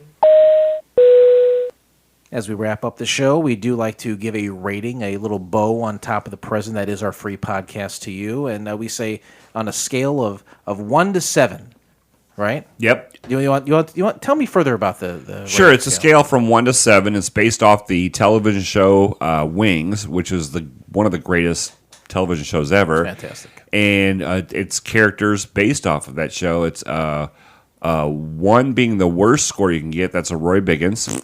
And a 7 being the best score you can get. That's a Brian Hackett. That's me sleeping at Steph and Kevin's house. You slept there before? Yeah, that's me. Have you slept at their house before? Yeah. Yeah, they have me over All every the week. time. Every week they have me over. Well, hold on. You've never slept No, there? I don't. Oh, weird. I've never been I invited. just assumed that like they would cycle friends out, their best friends out. No. Okay. And what's really weird is the last 3 times I've been there, like Kevin's like, Steph's not here. You can go ahead and come over. I think he does that to Jason too, because every time I come home and Jason's there, he's like, "I'm so sorry," and then he just like bolts. I'm like, "No, you can stay. It's okay." A lot of times I have something to drop off for Kevin, or I'm at my sister's house. And I'll reach out to Kevin. I'm like, "Hey, can I stop by? I got something for you real quick." He's like, "That's fine, but Steph's not here." I'm like, "All right, I'm sorry. Yes." Well, I think the last time I was there when Steph was there, it was like we were watching the Bears game, and like at halftime, he's like, "You ready to go?" And I was like, "Yeah, I'm ready to go." Oh, he kicked you out? No, I was surprised. no, I kicked myself out. I saw Stephanie's eyes. I knew it was time to leave. That's right. That's right. Smart. No. All right, let's. We're about to grade this, but before we do, let's throw it over to David Bobke, the reason for the season, as it were. He gave us his rating for all these pilots that he gave us as well. He says this was all over the place for me. The opening credits number seems excessive. The backstage segments were not very interesting, mainly because the writing felt very vanilla. The show that Julie was performing in front of the audience, however, I thought that was very interesting. I even wrote down that this is like a roller coaster. Like so. Sorry. No, that's fine. Julie seemed to be a natural at hosting a show like that. There you go, Steph. Which I guess counts as a talk show. I often dislike the way hosts interact with the audience when they get very chummy in the way Julie did, but with her bubbly personality, it worked for me. Her interview with Susan Anton was the highlight of the show. Adam Arkin was good. I believe that was the Jeff character. And I would look forward to seeing his character develop and had the show continued. Final rating, a 3. The show part of the show had a real promise, but the backstage stuff just felt vanilla and not the good vanilla. That crappy store brand vanilla that tastes like cardboard. Probably the kind of ice cream you like to buy from Schnucks. Yeah, that's my favorite. Blake probably knows what I'm talking about. It's his next line. That's funny. Going a different direction with that part of the program, they might have had something. So he gives it a 3. Steph, we turn to you as our guest. How do you rate Julie Brown, the show? Well, I'll say first, Kevin watched it also, and he gave it a 3. He didn't really give me context on that. I am giving it a 4. The reason behind that is I really liked the concept of the show. I mean, I hadn't really ever seen anything like that. I don't know if it's because of my age or whatever, but I liked the behind the scenes of a talk show type of thing. But yeah, I was telling Blake, I didn't really find Julie likable, and it sounds like a lot of the IMDb ratings, they did really like her, and maybe that's why they liked the show. Yeah, they probably sought that out purposefully for that. Yeah.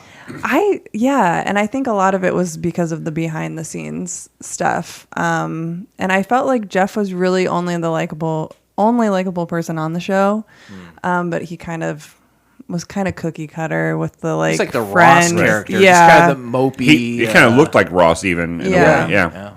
So it's like, where is that show really going to go. I don't know. Yeah, because he's professing his love on the first episode. Right. Like, you can only watch him get shit on. That's a season or two arc of him trying to get there, right? Right. Yeah. I don't know. So a 4, or you said a 4, So right? I said a 4. Captain Philip, rest assured, we turn towards you. How do you rate Julie Brown, the show? Whew, I have never seen a set of legs. Not Julie. Not Julie. You're talking Susan Anton. I'm talking Susan Anton. I'm giving it a Susan Anton bump. I think that Julie should be a talk show host, or for sure. All this behind the scenes stuff looked fake. It just felt fake. But when she was in front of quote unquote the audience and interviewing people, give it to her. For sure.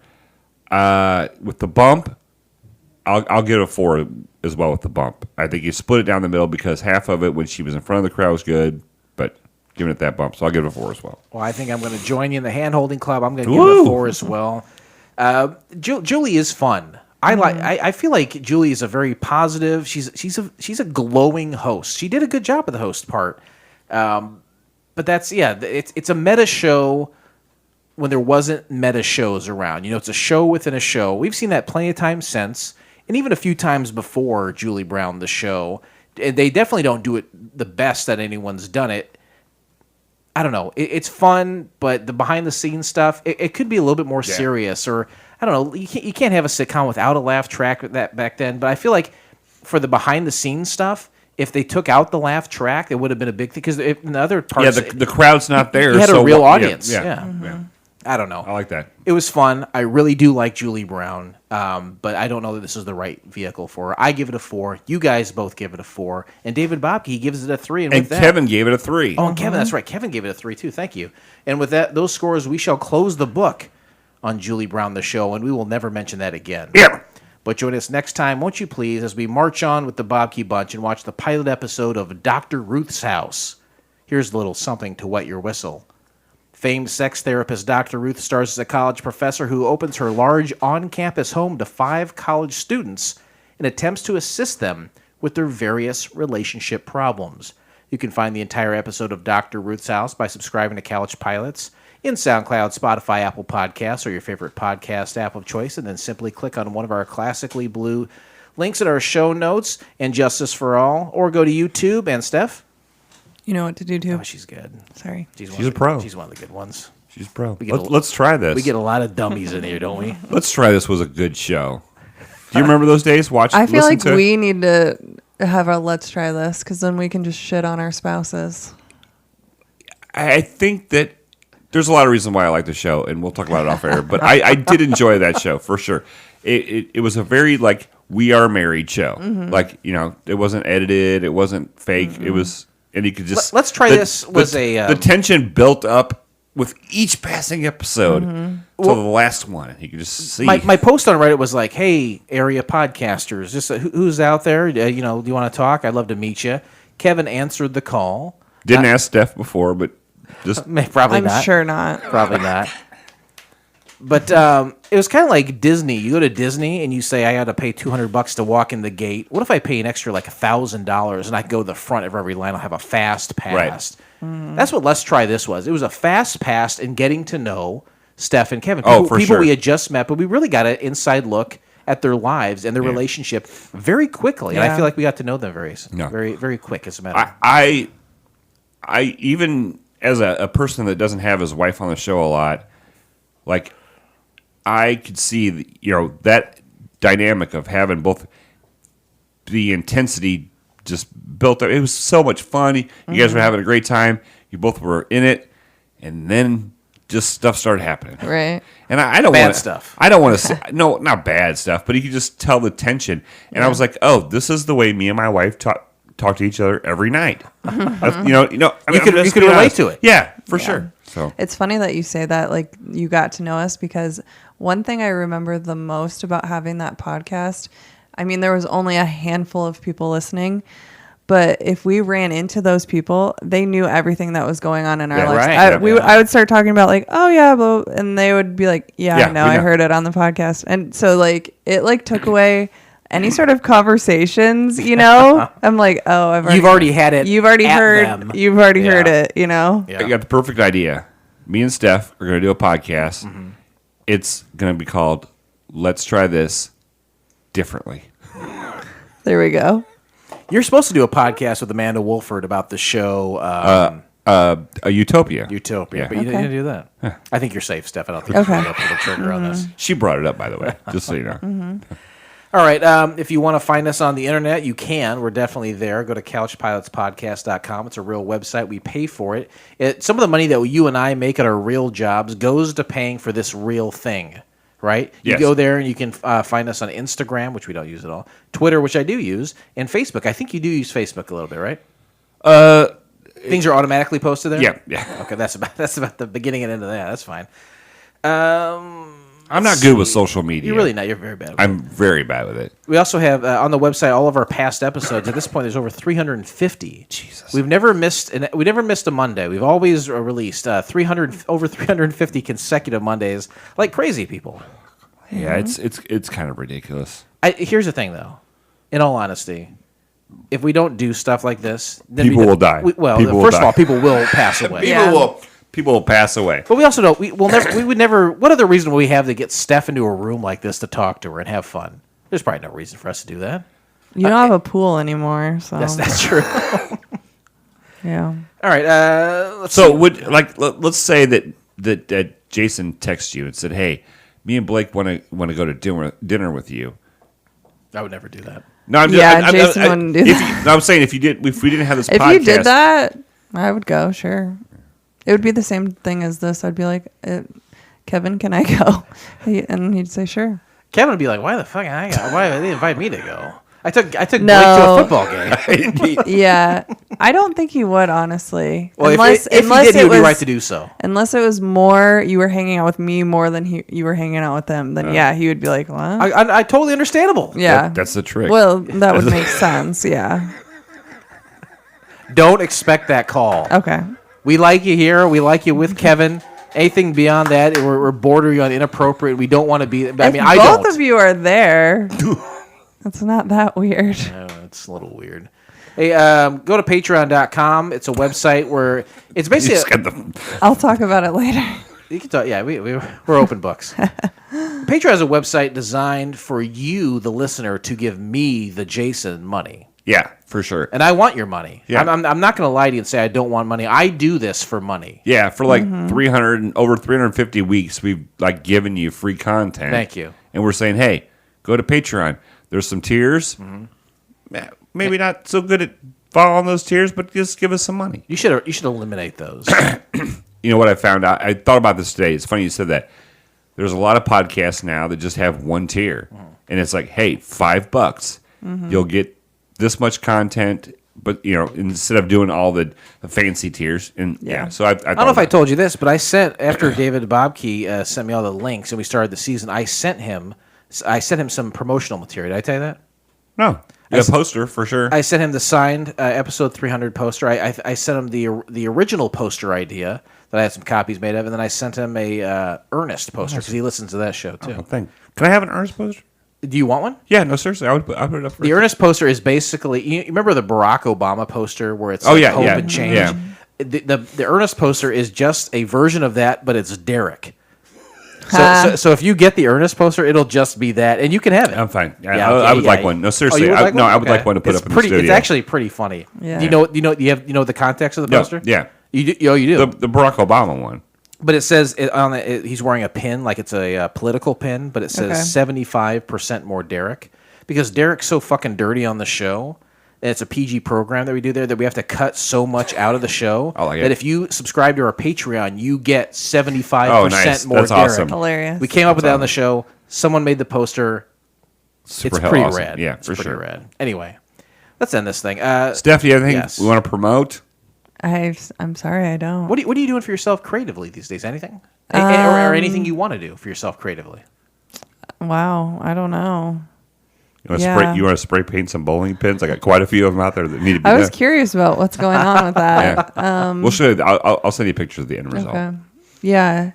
Yeah, no, nothing really going on. What are you Any doing? work? What are you doing for you? Right. Like, what are you doing for you right now? Wow, don't make me start crying. Well, you know what? I don't want you to cry. But the answer can be nothing, and you should still be fine with that because you two have two young children that take a lot of time. I go to bed early. That's what I do for me. That's totally fine. Yeah. Having two young kids attend to and being a good mother takes a lot of time, Sure. and it should take a lot of time. Right. And you should be happy with that. I hope that you are because you have great kids. Thank you. They are. I am. They're both adorable and they're both well behaved. We really appreciate you being here. Thank Seriously. you. Thank you for having me. Is there, And to be honest with you, like this is kind of like a nice getaway, right? I mean, Yeah, a little bit. The shit you had to put up with, it's still a nice getaway, right? Well, especially when I'm with kids all day at daycare. I mean, either way, if I'm home with my kids or if I'm working. No matter what, you're surrounded by kids. Yeah.